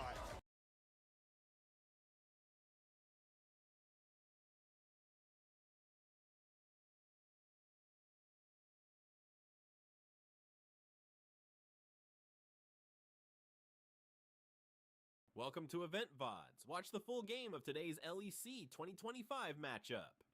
Cool. I think that's really where I think some people were eyeing up KC, saying with this roster maybe they could end up hitting that, but I think for Giant X people were less convinced as to where they're going to land, but going 3-0 here would be a great start for them, but also the only time in the organization's history, both Giant X and Excel, that they have opened week 1 with a 3-0 win. So a lot to play for here on either side. What a turnaround and be. What a setup to the new season as well. For the blue wall as well, I'll add in as well. Now, in pick ban, we know it's Kalista bans. We know it's Rumble bans. Skarner always has to be taken away. He's been let through twice, and I fear never again after how well it's done. But Dagda on the other side, as Victor goes, thankfully as well. That was the other one I was kind of keeping my eye out for. I think Rel is also just not going to be banned, but quite high priority between these two teams as well. And then it comes to things like how heavy do you want to prioritize those AD carries? Is it a Varus ban? Is it a Corki ban? You try and set yourself up, or do you just want to look for the trade on either side? Narco's taken away. Remember, things like Vi as well are always on the back of my mind, as Sejuani, something these teams have already played too. Especially Yike, as I look in at his stats now. Final ban. Give it to us so we can find this first pick, because there is a lot open right now. I think you are right, though, with the Maokai ban. It does say that GX are probably trying to set up for the Vi. Yep. So it's an either do you ban the Vi, which is I think what the discussion is, or do you go for something different? So this is basically saying, hey, we're going to get rid of Lots Jax, which is something he's been comfortable on the ERLs, to basically say, hey, if you take the Corki, we're going to take the Vi on the opposite side, or at least have that trade of these two power picks. And we can also answer with either the Air Zero for the Kalist or the Varus, which I think he looked great on yesterday. Or if we look at other power picks, I mean, Kana's Chase the other day was so good. True. And that was only yesterday, right? But as you said, so was Kalist Varus. So a good power pick for Casey, not only for them, but in the meta. As Yike always hovers an Ivy. That's just his thing, isn't it? I still need to learn the context behind that, but it's his girlfriend's pick, as far as I know. But I think I think the thing that's impressed me the most about KC is how well they've rallied around Yike in the early stages. Like, you look at yesterday versus Movistar, Koi the day before as well. Whenever Yike shouts, go, KC immediately rally around him. So a pick like the Vi here has really slotted into that wheelhouse of we want to go for this early game pressure. We want to try and play for him being that engage tool. It has been on the Maokai and Sejuani, but another tool that enables that. Closer will respond with the Sejuani on the opposite side, though, which can do well trying to dissuade some of those early game aggressions. Again, EU priority here. If you're watching other regions, like you'll see as they go through Fearless in their best of 3/best of 5s, they get to this Sejuani eventually, but EU still prioritizes the front-to-back comp Stagda, showing their head as, of course, the Cassante fits in nicely. And that becomes a question, what does Kana want to go for? Jace could definitely be an answer. You've already got one poke champion picked up. Could go for a second one. Well said. If you want to try and mix things up there, and a decent answer into Cassante. But mid lane, also an option for Vladdy, who honestly has been fantastic as well. Really has come into his own in his second year here. And it feels like, nearly, to be honest, like the second year for a lot of these LEC guys has just been fantastic. It seems like a little bit of a buff for our rosters. True. There's just something that goes on behind the scenes, isn't it? It's going to be the Ambassador instead, by the way. So, Bruiser V tank in top side. Well, could be a flex Dagda. I will put that in there just in case. Yeah, could easily go in towards the mid lane, but it does mean you generally want the Rumble in top. With the Rumble already banned, this says to me that Ambessa is going to be going up towards that top side. Sure. And now, just trying to make sure on KC side that they get rid of any of those flex picks, or sorry, those mages in the bottom side to make sure the Corki can't be used as a flex pick towards Jackie's in the mid lane. So Noah going to have his pool pinched a wee bit here as we wait to see exactly, for me, what Vladdy wants to try and bring out in the mid lane. The Talia has looked good for him. I don't think he can go back towards the Yone that we saw yesterday, but yeah, I'm curious to see exactly what he wants to answer with here. I mean, Dagda, I'm going to start throwing out some options, and you tell me if I'm getting hotter or colder, because we've seen a bit of Talia so far as well that could sync up with something like the Vi for a strong mid-jungle pairing. Aurora was taken away, so you're right, it would have been nice too. I'm thinking about other things like Orianna, but how does it function here for sides like KC? It's not bad. Like, it does give you a lot of control in the mid lane, and also you have that public execution or the cease and desist to immediately look for that shockwave combo. Try and burst someone out, but I think, yeah, just looking for some sort of protection. Azir, I think, is probably the shout we'll see from Vladdy. Just to be like, hey, we get that backside protection for the Varus as well, especially with Ariband. Yeah, I think Azir is the prio that I'd go for here. I wonder if banning the Silas shows that they're willing to pick support on 4 here and wait for the flex Dagda, because supports aren't picked at all. We see Silas ban when it's a lot of Alistar and things like the Nautilus as well. You could dismiss that because, again, we just come back to the pairings with the Vi, right? That seems to be more important for KC about how they set up mid-jungle and then leaving support for fight. Yeah, it does also, when you look at Giant X, they have a potential to set up for dive here with the Sejuani and the Cassante as well, so just trying to limit that, but you can always pivot into something a little bit different here. I see the Yone hover. I'm not expecting this to actually be locked in because you just have way too much AD damage if you're trying to go for that. So my eyes would probably be something like I was going to say an Orianna, because I don't think Galio even fixes a problem here of kind of moving away from a very AD heavy composition, or at least a lot of that up from damage being that. Like, then what do we start considering as Seraphine support? But then you need engage, right? If this happens, as you said, a lot of AD damage in the kit. Sejuani base AP. That's it. So right now, do you facilitate this in support? I mean, there needs to be engaged with this, right? It's a front to back. Yeah, but I'm just shocked that they're going for that heavy of an AD composition. Like, the value you can get from plated steel caps, especially if you end up getting feats of strength, the AD shield that you get on those upgraded boots as well is just going to give you so much value on KC's side. So I'm kind of surprised that they ended up going towards this, but we're going to have to see if it ends up working out, because you can round out your composition here with something a little bit, at least engage heavy. I do agree for Giant. Okay. All right. So I'm not the biggest fan of this for Giant X. I feel like you're heavily reliant on your Sejuani and Yone to be your engage tools. I love the Renata pick here for Targamas because it's just that anti-engage and making sure that you're going to be able to keep Kalist safe in these dive scenarios. And there's only really the Mbessa and the Vi that are going to be diving in, but both of those ultimates are unstoppable. So it doesn't really matter in the Poppy's grand scheme of things. And it's only when they get in already onto these key targets that it's going to make a difference. So I'd say I'd favor KC's composition here, even when it comes to a lot of those side lanings as well. Well, I mean, interesting for Giant X. Damage issues there. But let's find out how it paces out now.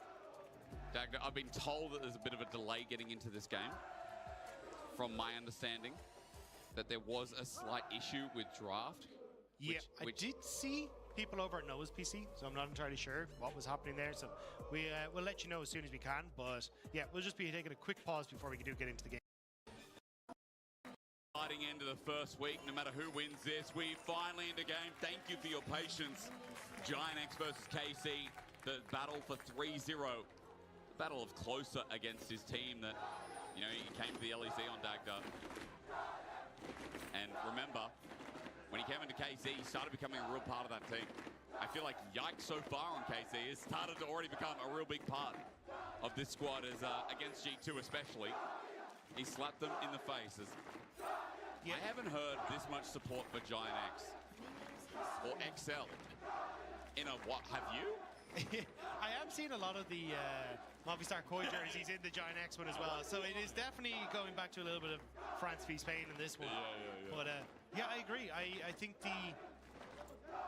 I've really liked the way KC have rallied around Yike. I was kind of talking about it in Champ Select, but oftentimes we're seeing that it's Yike who's making the call to say, hey, can you come and cross shift to protect me, or let's look for those skirmishes yesterday. And it really was a showcase against Movistar Koi of how well they're operating in the system of supporting him. Just keep my eyes on what Khan is up to. Yeah, so just with the lane swap, he's just going to come into mid and help Vladdy push it out. But I do think that early game shot calling is definitely something he's brought with him from G2. A rookie that came in and operating that system is going to have learned a heap in that time, and he's now bringing that to KC. But on the opposite side, I think Closer is also a great voice for Giant X. We've seen how much better their mid game has gotten at times thanks to it. But Yike. Got a spot him out. Yeah, Permafrost comes in. Close is going to do a lot of work here with Aftershock as well. Yike burns down a bit. That's the help of red buff, remember? Almost. God, that was a 1 HP smite, but Closer gets away with it.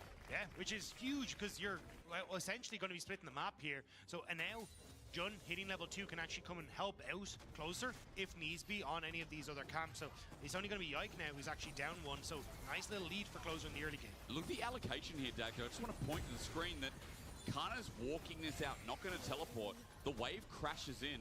Noah and Jun getting the shove here while Lot defends first turret. There you go. He's moving up towards that top side there. Nice. Make sure he's all right. But he doesn't really have the support. So while he managed to get some of the experience in mid, you can see he has to wait for Targamas to come up and join. Jun and Noah are doing the smart thing, though. They're going to deny him access to the turret. Closer going to queue over the wall, make sure he's in position. And now Kana's just kind of left unemployed. He doesn't really have a job anymore because he can't get to the tower. Targamas comes in to help out, but again, it's a wave late as the next one crashes in. Close is going to help out as well. Yike is pathing up towards top. After that invade, he had to clear his whole bottom side camp. So if you want to use the word tempo, it feels like right now KC don't have their jungler supporting, but they do have him running. Yeah, and they're losing so much on this top side. Kana's getting nothing, whereas Lot is getting the entire lot in that bottom side. Now Yike is here, but half HP. Kana will barely get some of the CS on the end of it. And half a play is essentially gone on that top side as well. He's not in a good spot. He got 1 CS from that wave, Dagda. Yeah. But So it's the experience as well. He's level really is. 2.5. Lots about to tick over to 4, and now Yike going to fall behind again. Losing his own jungle now. Closer doesn't have a smite available, so he's going for the kill. A bit of health gain, but Yike, a Permafrost flashing out because under turret's the only safe place to be. Vladdy's now coming to help out, but he's low on mana too. A flash, shove into the wall. Targamas at level 2. He's matched. Permafrost, no blast cone for you. And Closer seals the deal. So now you're getting the experience on your top laner. You're getting the kills as well. And look at the camps that have been taken. 1, 2, 3, 4, all coming through for Closer as well. So he's now going to be able to move back over onto his top side. Or sorry, I actually clicked a couple of too many, but Closer is going to be able to get back onto his own side of the map as well, where his blue is up, where his wolves are up, and make sure he's in a good spot. And that's what KC are expecting. But Vladdy isn't expecting Closer to come in behind him. There is an award, though. There is a ward. He's trying to bait it out because Targamas is there, but Permafrost again. It's easy with melee. Vladdy's going to die.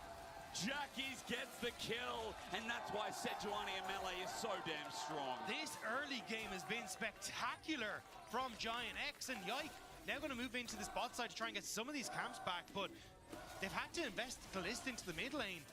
They're losing so much on the map. Again, Giant X in this early game. It's already been said, and you hit the nail on the head. That Closer got so much out of the camps that Yike was playing second fiddle, but it leads into the kills. And this early game gold lead now 1K. Kalista's going up top, looking to match Noah and Jun here with his Ambessa by his side. You see Targamas is sticking around mid alongside Vladdy for the time being, but we also got to track where the EXP is going, as Kalista will absorb about 3 minutes on his lonesome for now. Yike can respond by getting Dragon on this bottom side, but it's nice to get Dragon, but it's a lot of time invested by Yike onto this, whereas Closer is going to continue to farm from the top side. So what is at the moment an equal trade is going to be now Closer getting his top side camps, moving in towards his bot side to get Raptors and Krugs, whereas you don't really have the luxury of a huge amount of these up for Yike. His bottom side at least is starting to respawn, but the timing that Yike is investing when he's already behind is going to be a little sad. So Yike going to be late to the level 6, which could have pretty big implications for something like the Void Grubs or for any upcoming plays if they try to match up. But you know, it does have good implications for the Void Grub sector. That chunk there onto Kalist as well. Giant X already at top side of the map as Yike is clearing out that bot side again. But note that the chunk that came through from Noah means he can push into the turret. Jun can hover in Fog of War. Targamas only just got level 3, by the way. Also worth mentioning when we had a big discussion about experience. But Giant X are going to secure all 3 grubs, no contest. So KC need Yike now to support them on the top side because they know that Closer's going to be up here. There's the Void Grubs taken. Going to try and contest the respawn of these Raptors as well, thanks to Jun, and also then the push in mid coming through from Jackie. So nicely done. That early kill helping out massively on the mid control for Jackie. Having the timers as well. Vladdy backs off. He knows Jun is just moving around with his jungler, but Closer even on a ward. He's spotted out taking those Raptors yet again. And that gives pressure to Jackies once more. Yeah, and the hard part is it's really difficult to defend this because Targamas has to take the slow route into his own jungle because you always have that quick access for Closer to move back up towards his top side and potentially gate Targamas from syncing up with Kalist and looking for a dive on waves. So now KC in a very precarious situation, and you can already see the gold lead really starting to open up at the top of your screen. And you can see, I mean, Locke with that level lead, not only that, but the fact that this guy is getting really good trades off as Jackie's stopping Flatty. What a nuisance, Dagda. He really wanted to get that reset on the cannon wave, but going to be denied it, so going to have to wait another minute and a half before he can really look for that reset. Yike going to help to cover, it looks like, to try and push out. Does have the TP to get back in, but Closer's here again. And he's got ulti. Guess what? Yike does not. Fate sealed on top of that as well. Vladdy might die, but a good seismic shove back. Jackie's also ready to go back until... No cigar, no Q connecting from Jackie's to get Vladdy down in the end. Good defensive play from KC. But again, you can see that they've actually committed towards that mid lane with Kalist as well. So you have nobody here for this push to be matched. So that tower going to be under threat as well, which means that now Noah going to start to open up with some of these turret plates. Kalist now trying to move back up towards that top side, but we'll be a little bit late to the party. And even if you don't, actually, Noah, is he looking for more? He is indeed. Level 6 for both. Chains of Corruption here, but it's cleansed away immediately. Foster's Bomb didn't connect it. Oh, the dodges away from the Q. This 1v1 heating up. The Valkyrie damage is massive now. And Kalist knows it. Respect Flash. And now you've got nothing for a potential Void Grub fight that could be coming up with no Flash for Kalist. So this is a bit of a disaster again for KC. They really want to try and find some success, but GX are just not letting up on the pressure. I love it. It's been a fun early game so far, and it's an early game that for Giant X are leading closer and closer towards that 2k gold lead.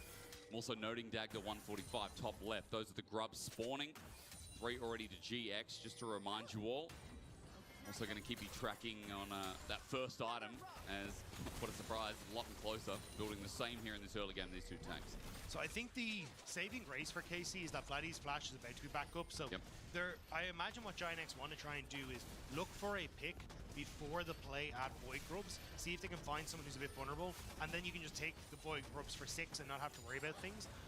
Vladdy having Flash makes it difficult to try and play around it on the mid lane, so I imagine they're going to try and look for Kalist, but at least Kalist having the cleanse and having Targamas there with the bailout gives him a little bit more wiggle room, and you can see Yike is aware of this as well. He's playing up towards this top side, just making sure he can support KC in case Closer shows up as that ultimate's about to come off cooldown. It's quite long, but 10 seconds on that cooldown, by the way. Just about. As Jackie scouts out, there's the power of Yone with the Soul Unbound. Just sees that Raptor's there, gets a Q2. And Vladdy as well, just making sure there's no follow-up from Closer. Unending Despair. That's what that item is. It's a very Yeah, it was a lot stronger before we came into S25. We got lucky that it got knocked down a few pegs, but KC still trying to see if they can keep control over this top side. Closer again moving up here. Noah looks like he's going to try and go for the reset here. But I think, yeah, you just kind of go for the Void Grubs. Try and keep control here. Again, look for that pick. Jackie's has the teleport if he needs to come back to lane. So just trying to see if you could get some decent damage down before this objective spawns. Behind enemy lines ward there for Jun as well, if you're wondering. The new part of the rune. 4 hits for the auto, if you haven't seen it already. Just that extra time on lens can be quite annoying as good seismic shove here from Vladdy. Grubs have also spawned though. That's more important to focus your attention up here where Closer has already begun. It's just going to be a trade. Yike isn't even interested in it. He's going to immediately move over towards the dragon. So you can kind of tell they were a little nervous with Kalist's Flash being down about trying to take some sort of fight. And even the push that Noah's continuously had on that top, so about entering into this pit. But it does mean you're going to have a lot of pressure now if Jackie's is able to get on towards the tower or Noah is able to get some pressure down. But yeah, actually. Backing away. Yeah. No mid-pro. Jun and Jackie's just getting enough pressure in that mid lane on towards Vladdy to now shove Yike away. So they're not even getting the dragon. They're getting nothing at the moment for KC. I guess turret plating top, but you're right, that's kind of it. At least Targamas